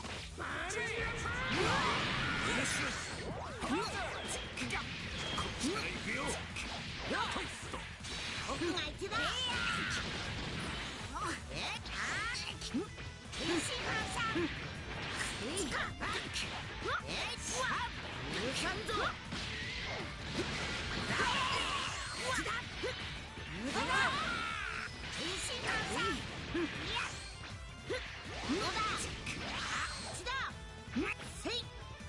僕も混ぜてよ。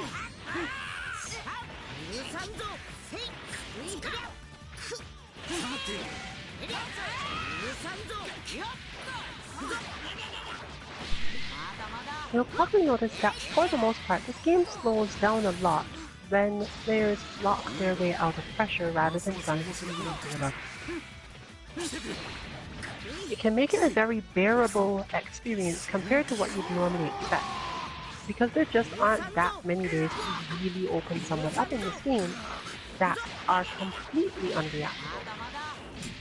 This is balanced out by the fact that there's not much you can do while blocking, and your opponent really doesn't have to stop at all. The idea is that you'll eventually try to get out, and you might fall for a trick that made you get hit instead of actually being able to do so.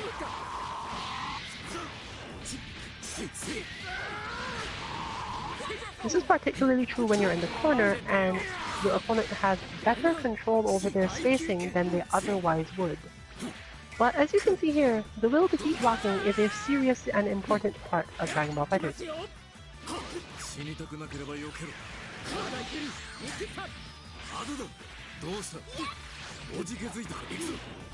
While the game may feel extremely frantic, opening people up is just not that easy.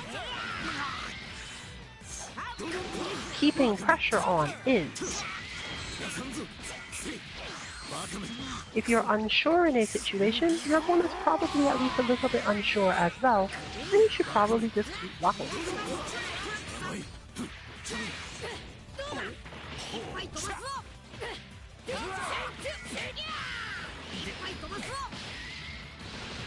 While there is no guarantee that your chance will come, quote unquote, there are some guarantees that if you keep it up, you're not going to get too hurt for doing it.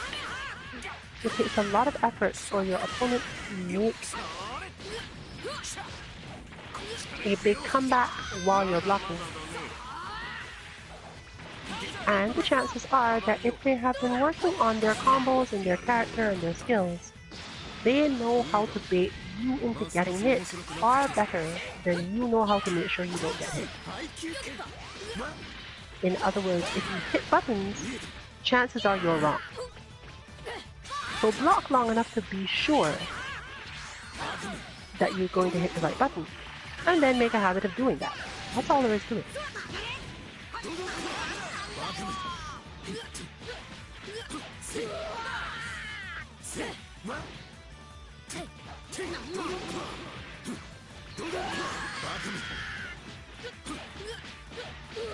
Until Dragon Rush enters the mix, you're really not in that much danger.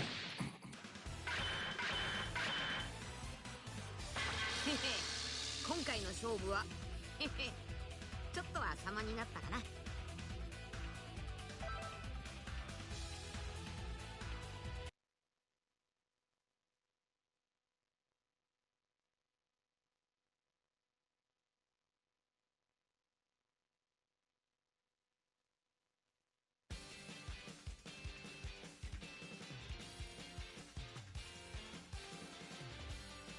One of the more important factors in this is knowing when the feeling has changed in the match. Because the only way that your opponent will not continue to do their most pressuring option, which normally involves them having to walk forward a little bit, take a little break, get to the position where it is safe again, and start over. That happens when you defend too much and they're absolutely sure you won't do anything. But your default should still be defending. It's more likely to put your opponent on edge if you defend more and hit buttons less. The other way is more likely to be disadvantageous to you.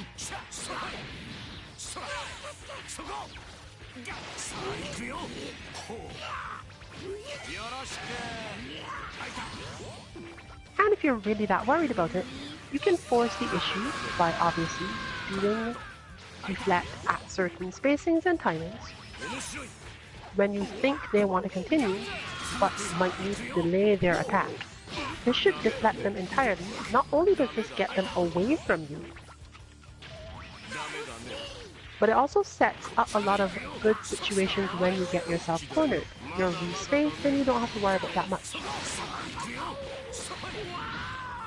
This is actually where characters like Piccolo and 18 and Beerus are going to eventually find their great strength in this league. The ability to put pressure on the opponent without being anywhere near them and without being subject to the close range deflection effect.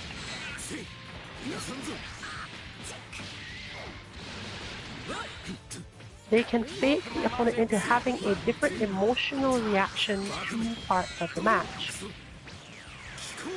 Whereas simpler characters who are good at offense don't often have this ability.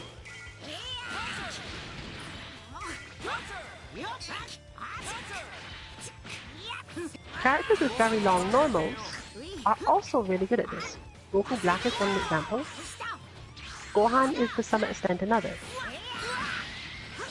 The ability to be ready to do things from far away, but not necessarily have to, is equally unnerving and is good at baiting people into moves.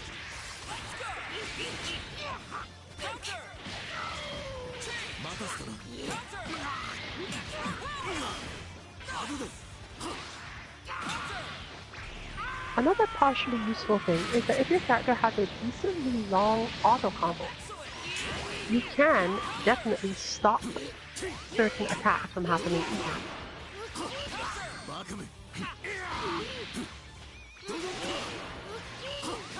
Specifically, you can put your opponent in a situation where they don't know whether or not you're going to continue, and then just move. As I move away, there's no real indication that you must attack.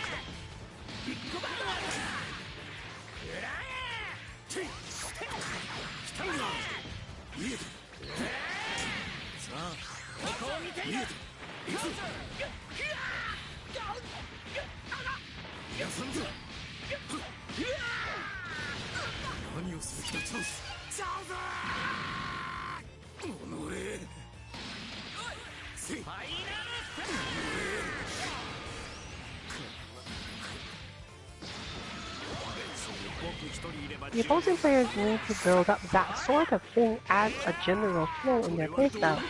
Means you get to take a lot more actions than they do in the long term.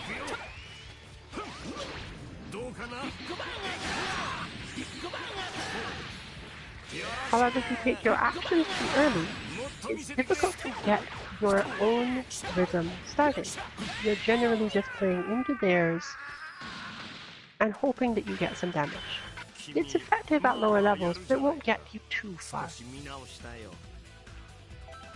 As you get higher and higher in the ranks, the amount of damage your opponent can convert into will increase, and when you make a mistake, it will be much more painful. This means that your opponent can spend more time doing very little about your game plan. If they basically just go, you know what, I'm going to let you hit me with that until you are convinced it's the good idea, and then I'm going to destroy you entirely with all of my meter.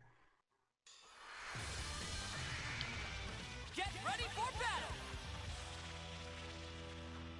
Don't let your mid-match tactics become rock, paper, scissors. Because no fighting game that we are aware of, except in the mirror match, has a singular set of return on rock, paper, scissors. Are you ready? One of them always does more damage, and whoever optimizes the damage they get off of that most dangerous one is capable of turning the match around very quickly. This game is probably one of the most rubbery ones in those ways. You can get a lot more out of just activating sparking and having your assist ready and going for a big combo than in many ways.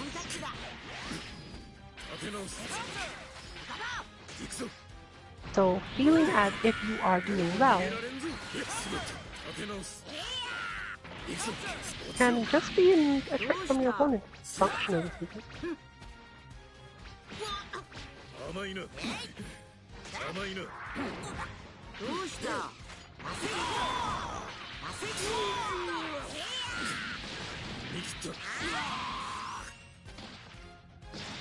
So you should consider it to be particularly true that if you are using a relatively unsafe strategy, and your opponent keeps getting hit by it or keeps falling for it, this may not be because they aren't thinking about what you're doing. It may be because they are trying to see how much you are willing to do it, and therefore planning for a big conversion later.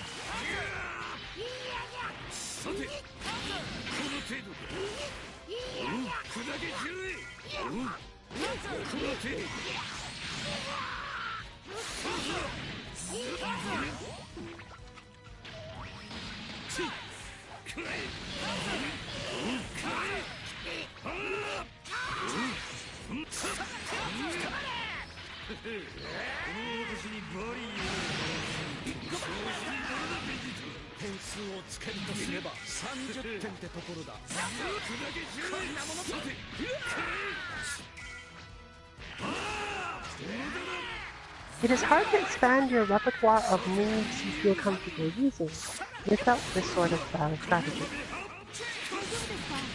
And it's equally difficult to react in time to certain types of attacks if you were doing anything or even thinking about anything before the moment when you needed to react.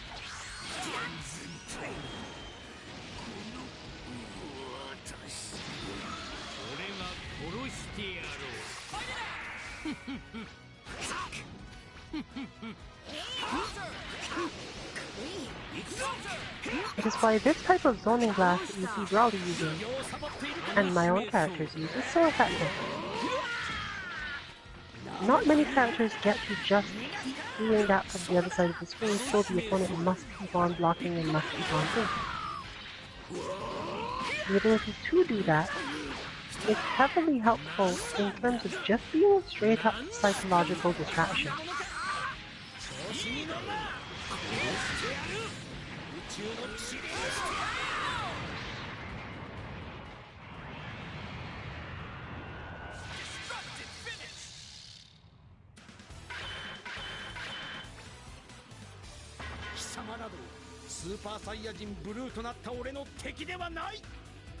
Vegeta, win! この俺を超えてみろ。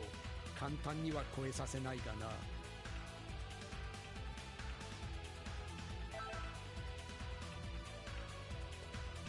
Now this isn't to say that even in a lounge like this that you need to put yourself in bad situations.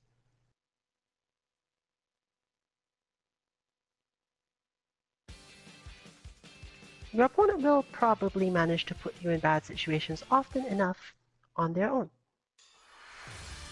What you should probably aim to do is to make sure you're always in the same bad situation, if you must choose.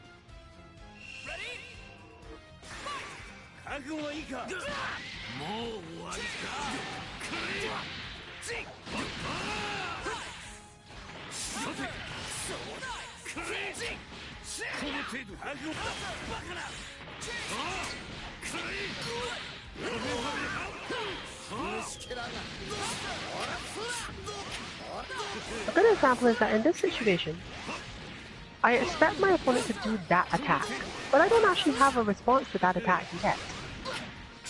I need to develop one.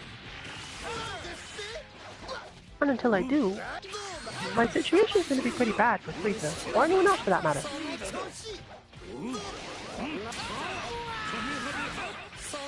Combine that with their general propensity for continuing to move in certain situations, and I really am better off just blocking, right? Or doing this, basically.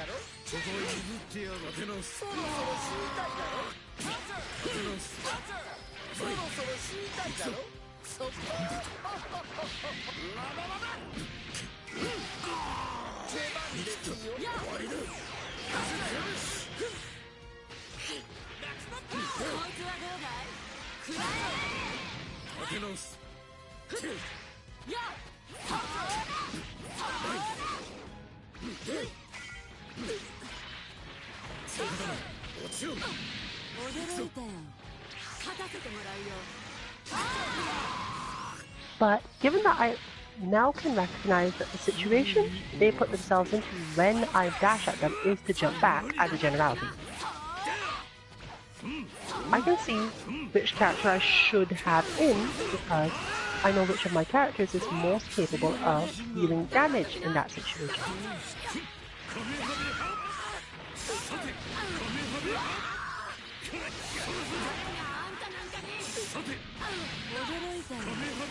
But I'm stopping too early. I'm not doing the super early enough into that approach for it to be a good idea. I'm hesitating because I don't expect my opponent to just immediately start moving every time. This is a bad concept habit because if your opponent shows you this is what I do here, release them for at least for a little while. So my intention is to basically win this match by doing that. Whereas I would have failed before because I would have always been doing it too late.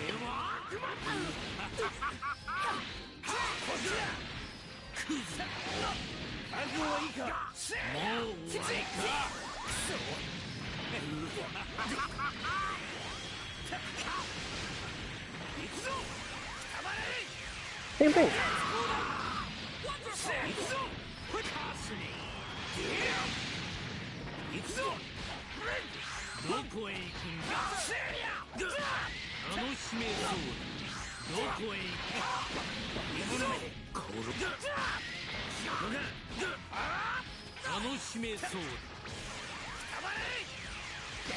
It hits.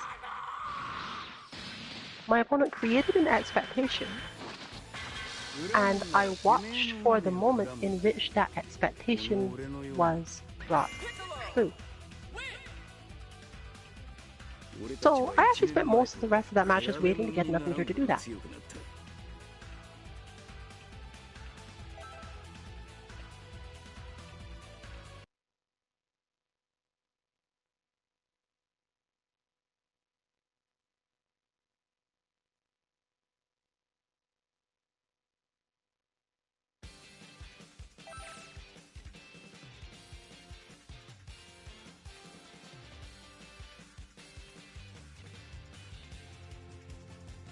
So always make sure that if you expect a particular thing from your opponent, that you at least keep that thing in mind. Don't get caught up in the other possibilities of the match until you're much better at the game.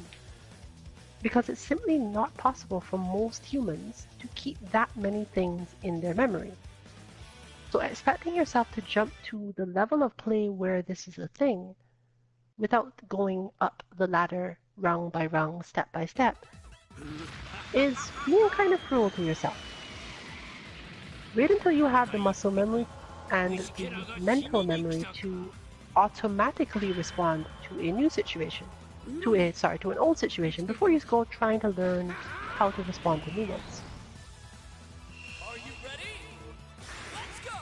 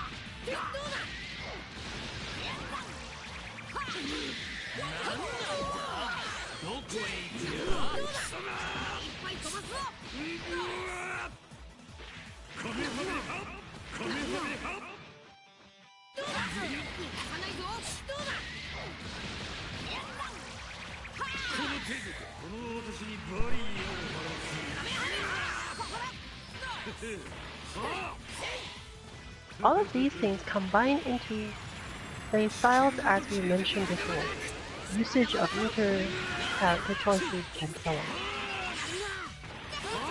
For example, you will note that on the rapid tendency in terms of using meter is to go for more damage whenever possible, rather than specifically about trying to unnerve the opponent. The result is obviously that opponents are seldom unnerved by things that he does, but since this player is also defensive, you don't really see that coming up.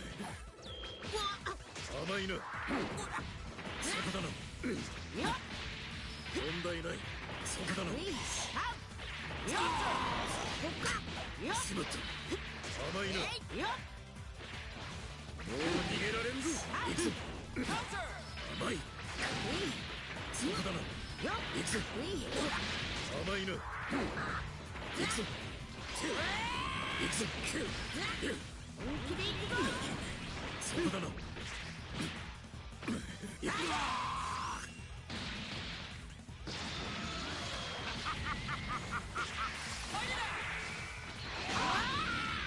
どこへ行く。どうした。道に下がるんだ。楽しめそうだ。逃がさないぞ。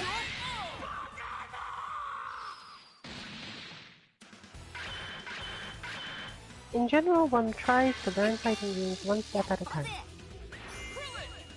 And the step the team currently happens to be at is learning to identify situations on defense. Once you've learned to identify enough situations on defense, you'll feel more comfortable just blocking. And you'll have a better idea of what to hit to actually deal with the situation when you feel as if you should hit something.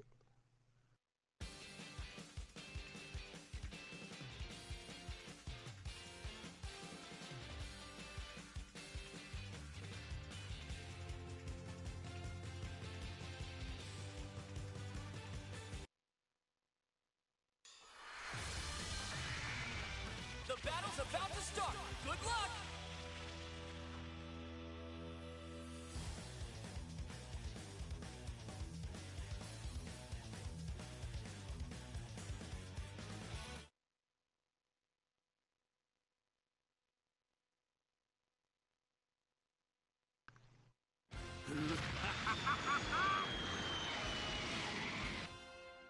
Ready? Fight!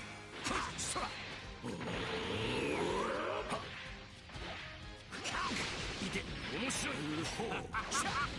よっ。甘いよ。ダメだね。頼むよ。楽しめそうだ。面白い。さあ行くよ。こっちだよ。まだまだだね。 Similarly, as shown here, Beerus' problem with Broly is that Broly is almost impossible to control by the very nature of the character, respecting the lore.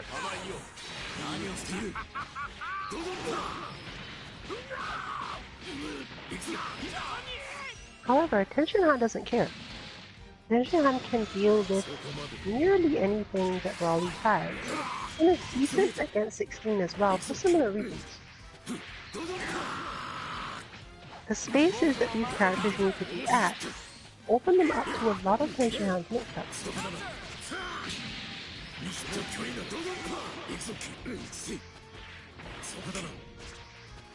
Making this a decently good strategy, namely to simply never actually try to keep your opponent under pressure and always go in a direction that Tien can't counter. If Tien overcommits to a punish or similar situation, he might miss and get caught in big Android 16 damage.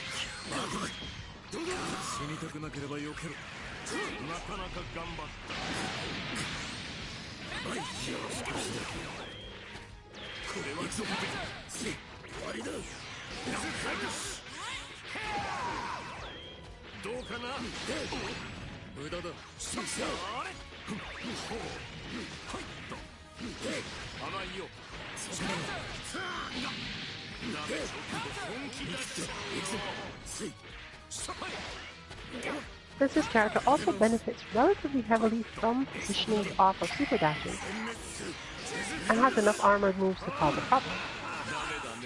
You can definitely see where this helps. But once we're put back to a more standard matchup, we're less likely to see that oppression coming in the same way.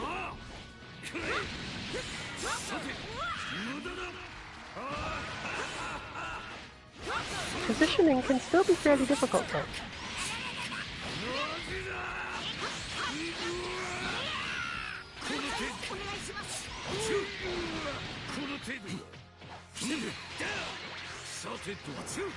Characters like Cell, who are so quickly able to use moves to get out of bad situations, even in that tiny moment where the opponent has stopped their offense are much better on defense for pretty much that reason. Other characters who have very linear forward moves or not very good movement vectors can't just get out of pressure for free.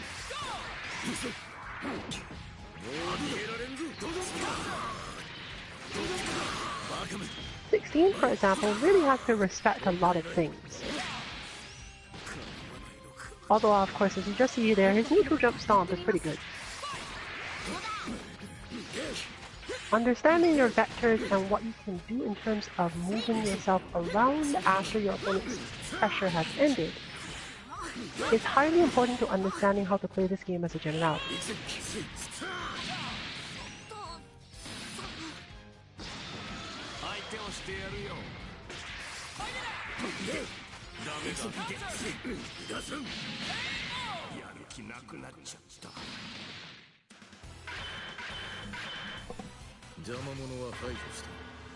Android 16! Win! この力は大切なものを守るための力だ。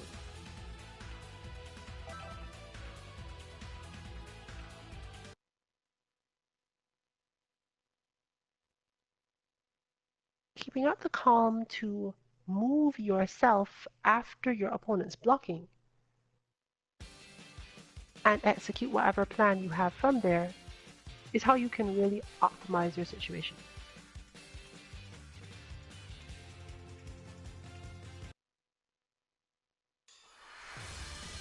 Watch, of course, for when your opponent activates their sparking or has some well-defined strategy for using their meter to keep the pressure on you.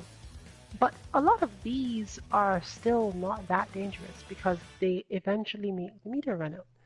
Patience is extremely important in these situations because while the meter can take extremely long to run out, the situation just isn't moving in your opponent's favor, even if it feels like it is.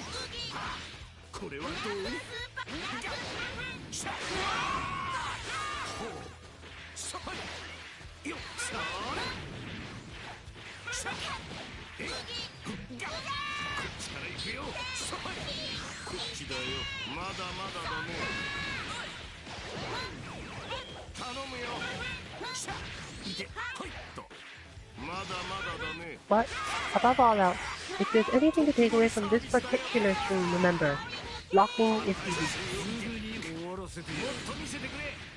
Not getting opened up can be hard, but blocking in its core of how this game is played is easy. There are just not enough strong high-low mix-ups that you need to even really care.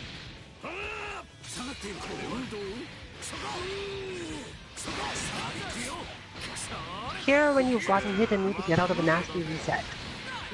But the overall situation of, oh damn it, I'm knocked down, I have to block now.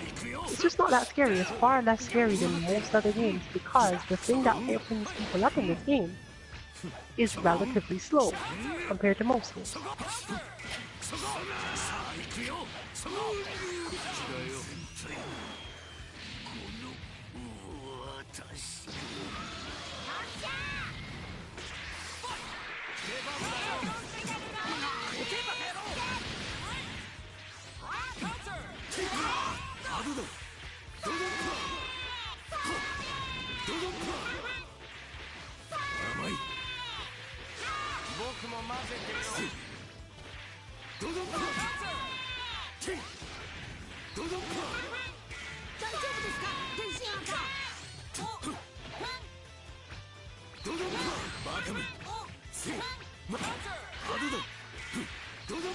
Above all else, you must understand that for most characters, keeping up pressure without either using meter or taking micro steps is actually really difficult.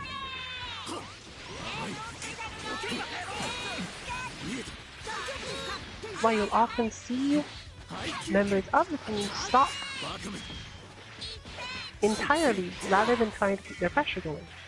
We're just too aware that there are problems in getting that pressure without resources, whether those resources be assists or meter.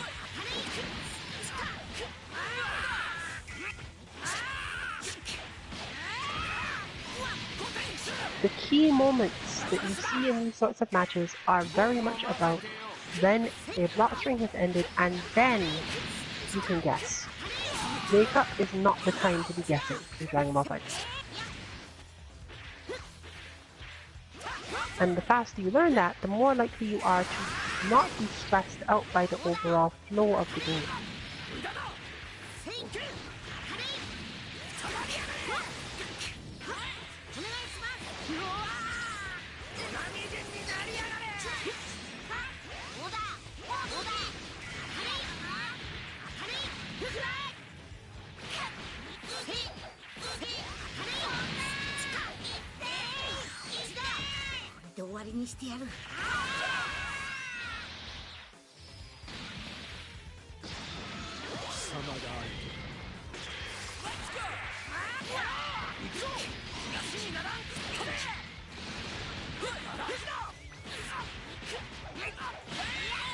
Similarly, it should be realized if you've ever watched really high-level play of this game that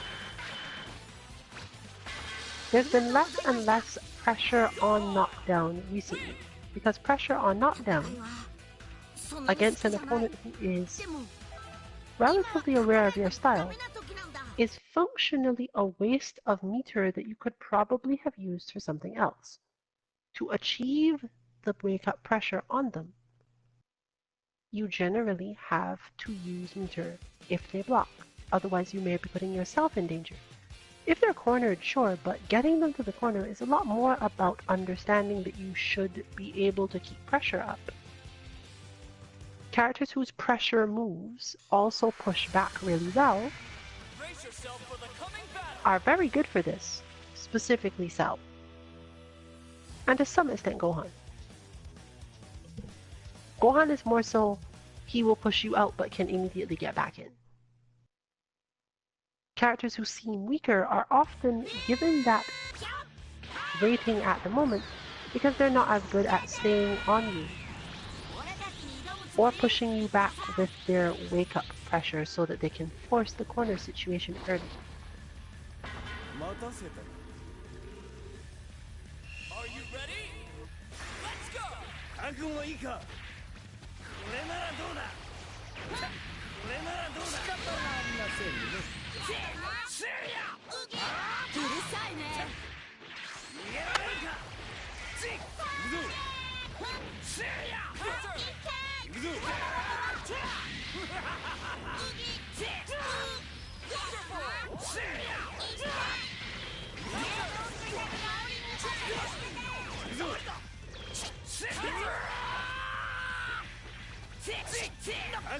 このベジータ様を失望させるなよ。覚悟はいいか。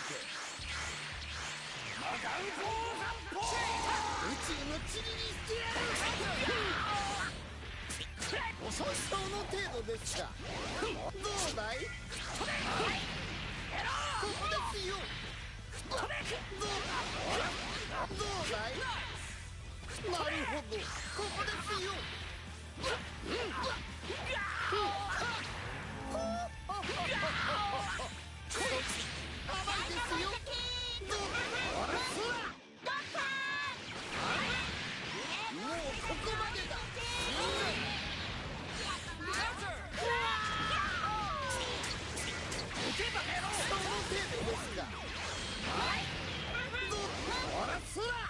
そろそろ死にたいだろ。生意気だよお前。生意気だよお前。そろそろ死にたいだろ。そろそろ死にたい。なんですっ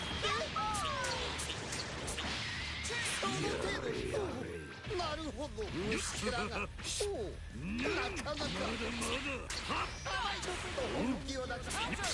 その程度です。ほらそらはい。ここですよ。そこです。スピードには自信がある。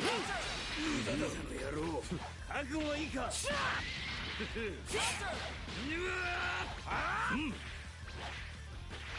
しろ。無駄だ。やるな。ここを譲ってやる。覚悟はいいか。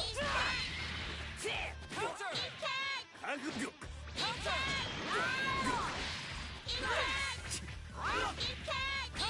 覚悟はいいか。終わりだ。魔漢光せいや。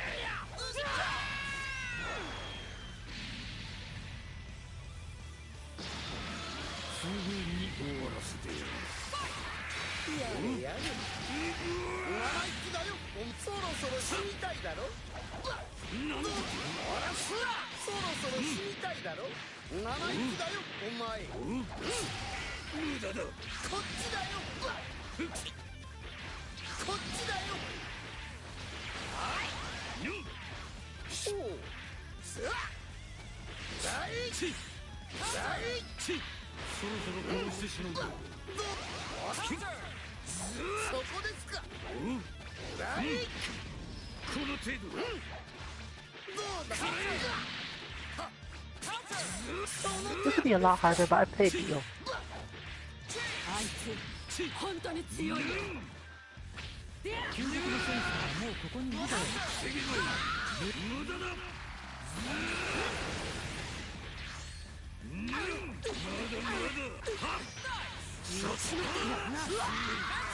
やれやれ。無駄だ。そ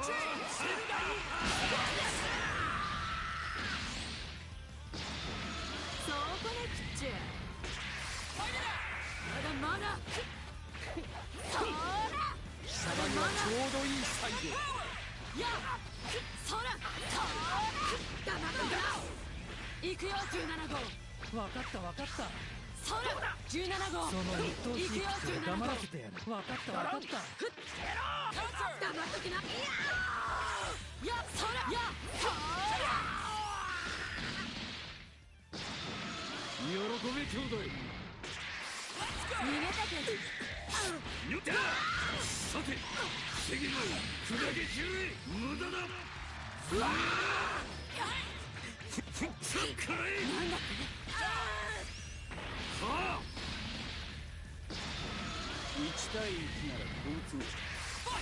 覚悟はいいか。さっだ。せいや。覚悟はいいか。終わりだ。無駄だ。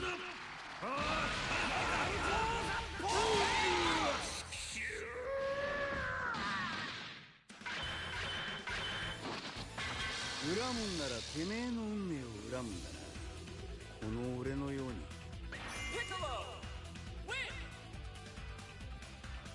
筋はいい。だがまだまだといったところだな。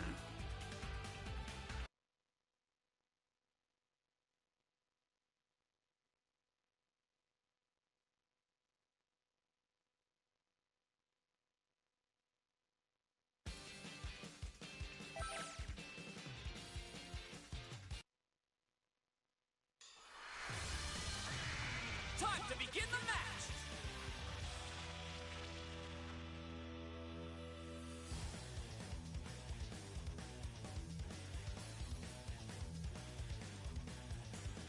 So, to remember what exactly it is you need to work on in any given match can be kind of overwhelming when you have enough people to play against that each one requires a different skill set.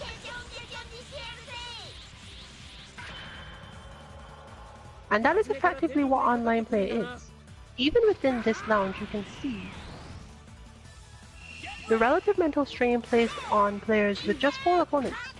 As long as those 4 opponents are sufficiently different from each other, you're always going to be pushing yourself relatively hard to make sure you keep all of the things in mind for every matchup. So, we suggest learning some big damage combos, just so that you then can spend less time in those situations, and can, relatively speaking, win at will.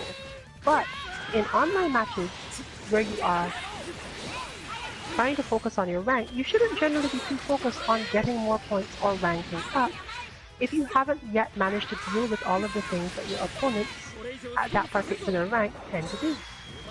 if you're losing, there's a chance that you're losing because of something specific that happens that you're not paying enough attention to, and therefore haven't spent enough time learning how to deal with yet. You can just hope for opponents like that who can give you that feeling.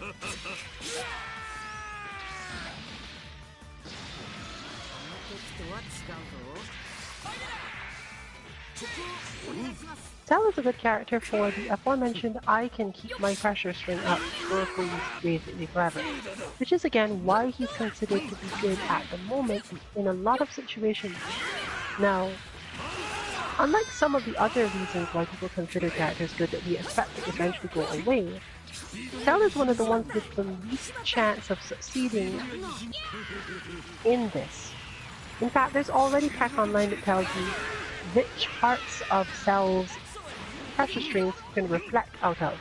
And once you reflect out of a Cell string, you're basically done. But if you're really concerned about it, you can probably just map some of it. Sometimes you have to reflect multiple times, which makes it difficult. But if you're really concerned that Cell just gets to keep on putting you in pressure, just reflect. The worst that will happen is that you will get hit, but if you were willing to hit any button at all in that, you might as well have done that, because Cell is a character who moves himself forward enough that unlike Vegeta, where you can watch for the moment where he puts himself out and then try to make the counterattack in that moment, as you've just seen done, you don't get this with Cell, but this forces Cell to constantly be actually putting you in block stun. And that means that he's always close enough to be pushed off of you by things, specifically your deflect attack. The character is likely to be still very popular and quite good, even at the levels where people do deflect him, because they don't really tend to hurt him too much for it once they've deflected him. But a lot of Cell's pressure really isn't real, because he isn't one of those characters who can change midway. He either has to stop and go through the full recovery of his move, or continue long enough to actually be affected by your deflection. Characters with highly variable attacks like hit do not have this problem.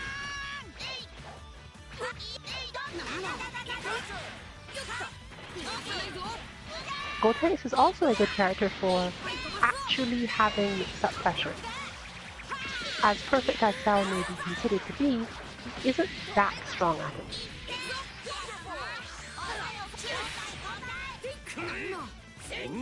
Especially not in the corner.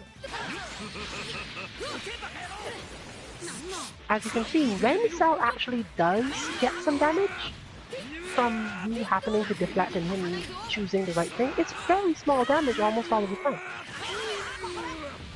He's just not a good character for doing this with. And the faster people learn to deflect him in his stuff, the less meters he'll build up in his long rock string. The less meter Cell manages to build up, the less of a power battery he functions as for his team. And I expect that while he may not fall off in use online as we see it, you really have to understand that you don't have to respect Cell pressure very much, especially not mid-screen. You basically just go, you know what, I'm going to stop. And Cell players, in turn, the true Cell players, will eventually realize, oh, I have other options though, I don't have to just recover. I have other ways around you to open you up, and he will become a character more like Frieza, Piccolo, and Android 18, but with slightly less capacity to do the things they do.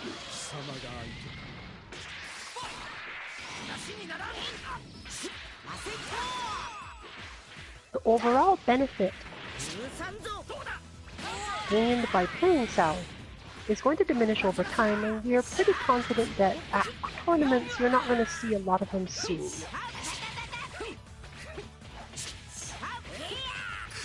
Not necessarily because Cell isn't effective, but as soon as you find a character who can do that job better, that's probably going to be the one that's interesting.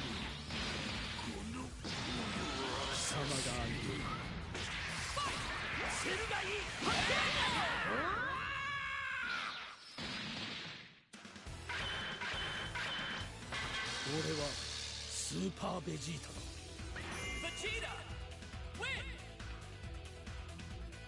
何が目的かは知らんが、俺が貴様を信用することなどない。 We're getting close to the end of our stream. Probably about 10 minutes left. 3, maybe 4 games. Probably 3.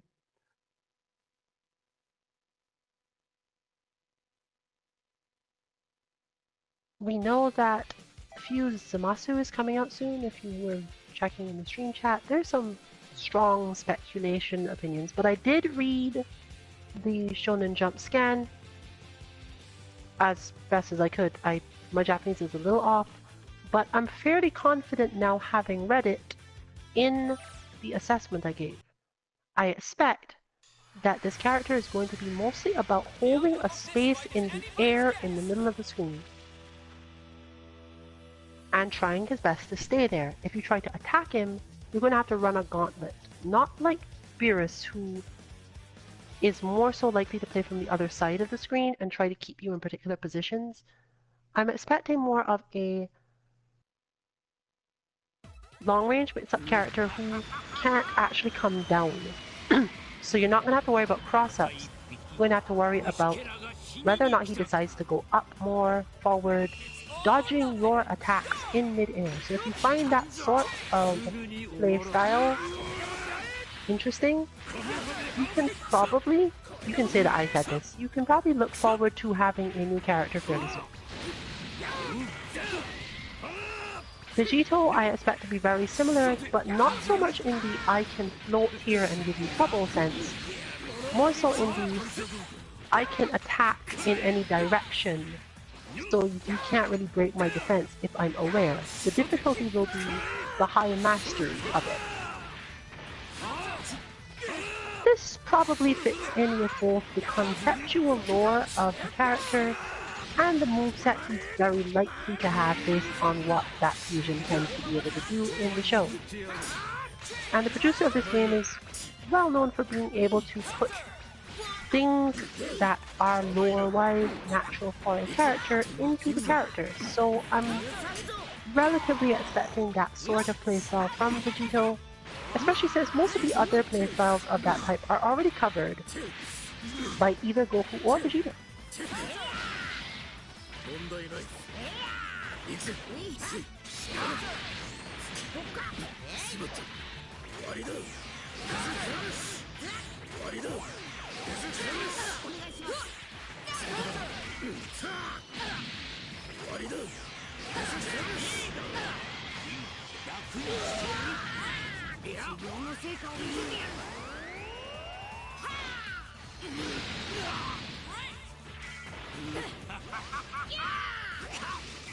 A good example here is that brawling pressure is real. It's linear, but it's real. This is because Brawly has so many ways to launch proper attacks from his other attacks. That's what oppressive characters tend to be able to do. You can't be absolutely sure what will follow, so you can't just hit buttons. If you have a long enough medium or a good idea of how to go forward, sure, but blocking a super dash against oppressive characters in this game is probably bad for your health.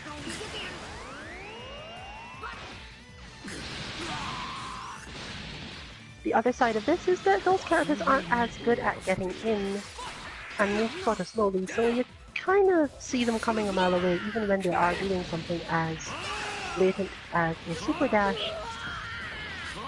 Their hitboxes and other things mean you're not likely to be a lot of danger.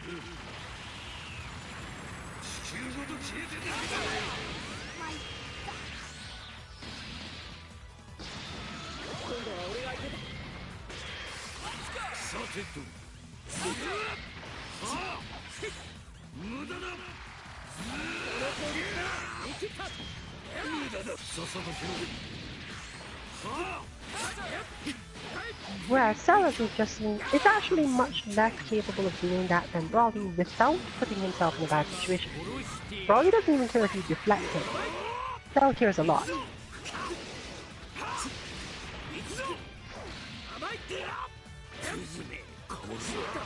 Case in point, there's a lot of space that Brawly can choose to take up that is usually just enough to make you think, I probably should not do anything here.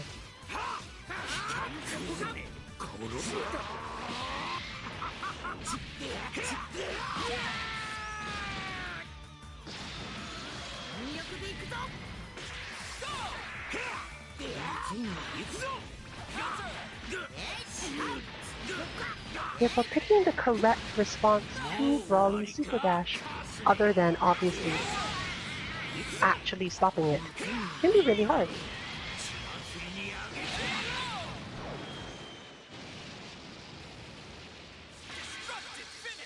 Design-wise, Brawly is allowed to be functionally unstoppable.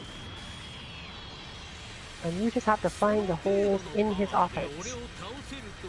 If you can't, well, you're most likely going to get flattened by the legendary Super Saiyan.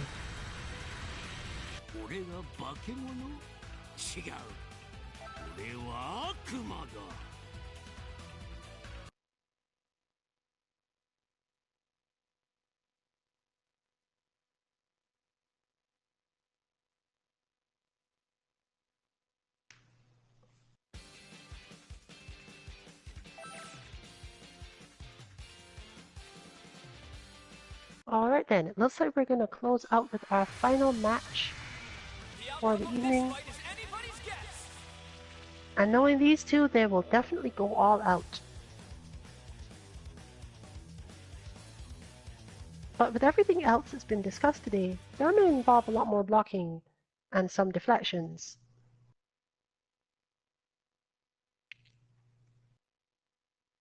Moral of the story, check your defensive options first.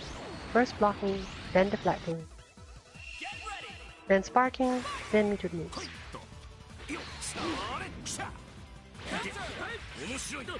The fact is that there simply are quite a lot of defensive options in this game. If you aren't too twitchy about when your opponent gets to keep going.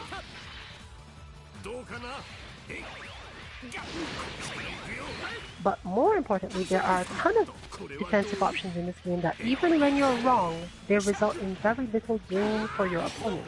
The damage they get is not that impressive.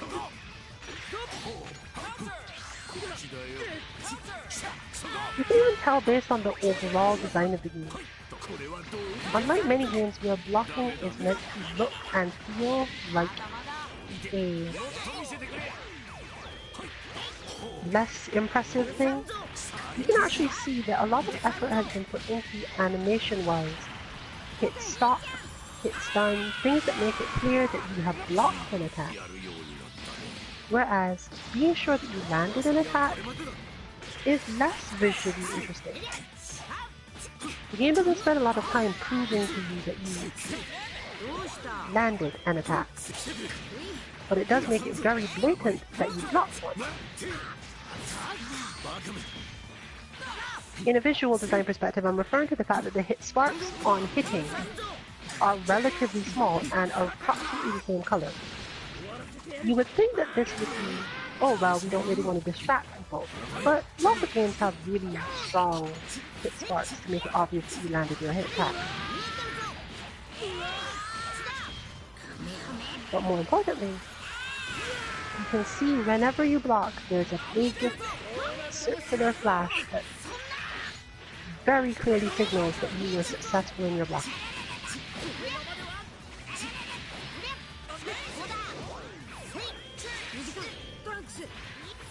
In fact, if you want to train yourself, you can actually visually watch for that animation more so than anything else, because it lets you know whether or not you can do certain things. They put a lot of effort into the visual design of blocking, in that heavier attacks cause bigger blocking animation marks. Your understanding of can I punish this move or not can be telegraphed to you almost entirely by how big the block stun animation was. If the block stun animation was large, it's possibly your turn. And if the block stun animation is small, it's probably your opponent's turn.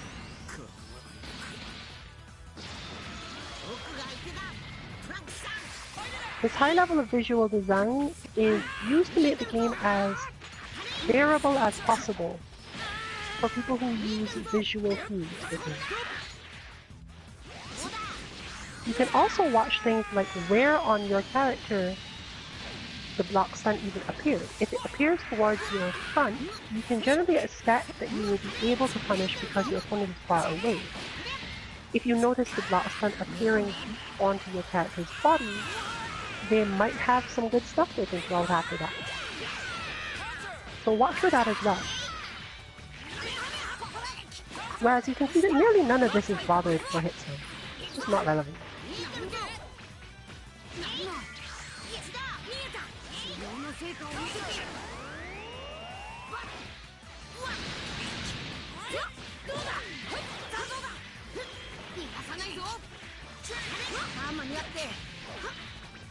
Obviously this is also useful to the attacking character, but in the case of the attacking character, it mostly just lets them know I should probably retreat now.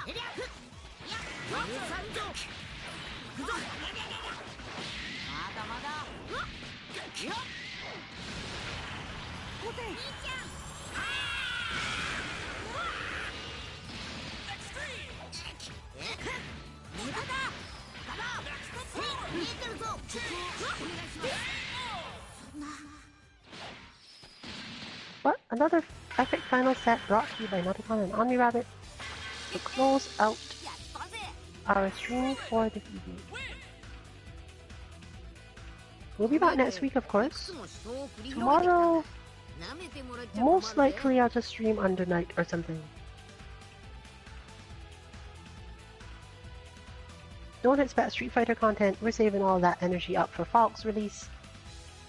So, maybe we'll poke at Under Night Embers. Latest version's out. Monday is once again Street Fighter Battle Lounges. Tuesday, Guilty Gear Tuesday Train. And Wednesday, almost certainly, another look at Falkbot.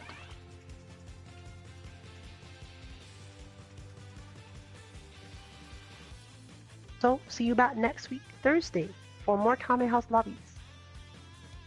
This has been Rillian for 2MK. Good night, everyone.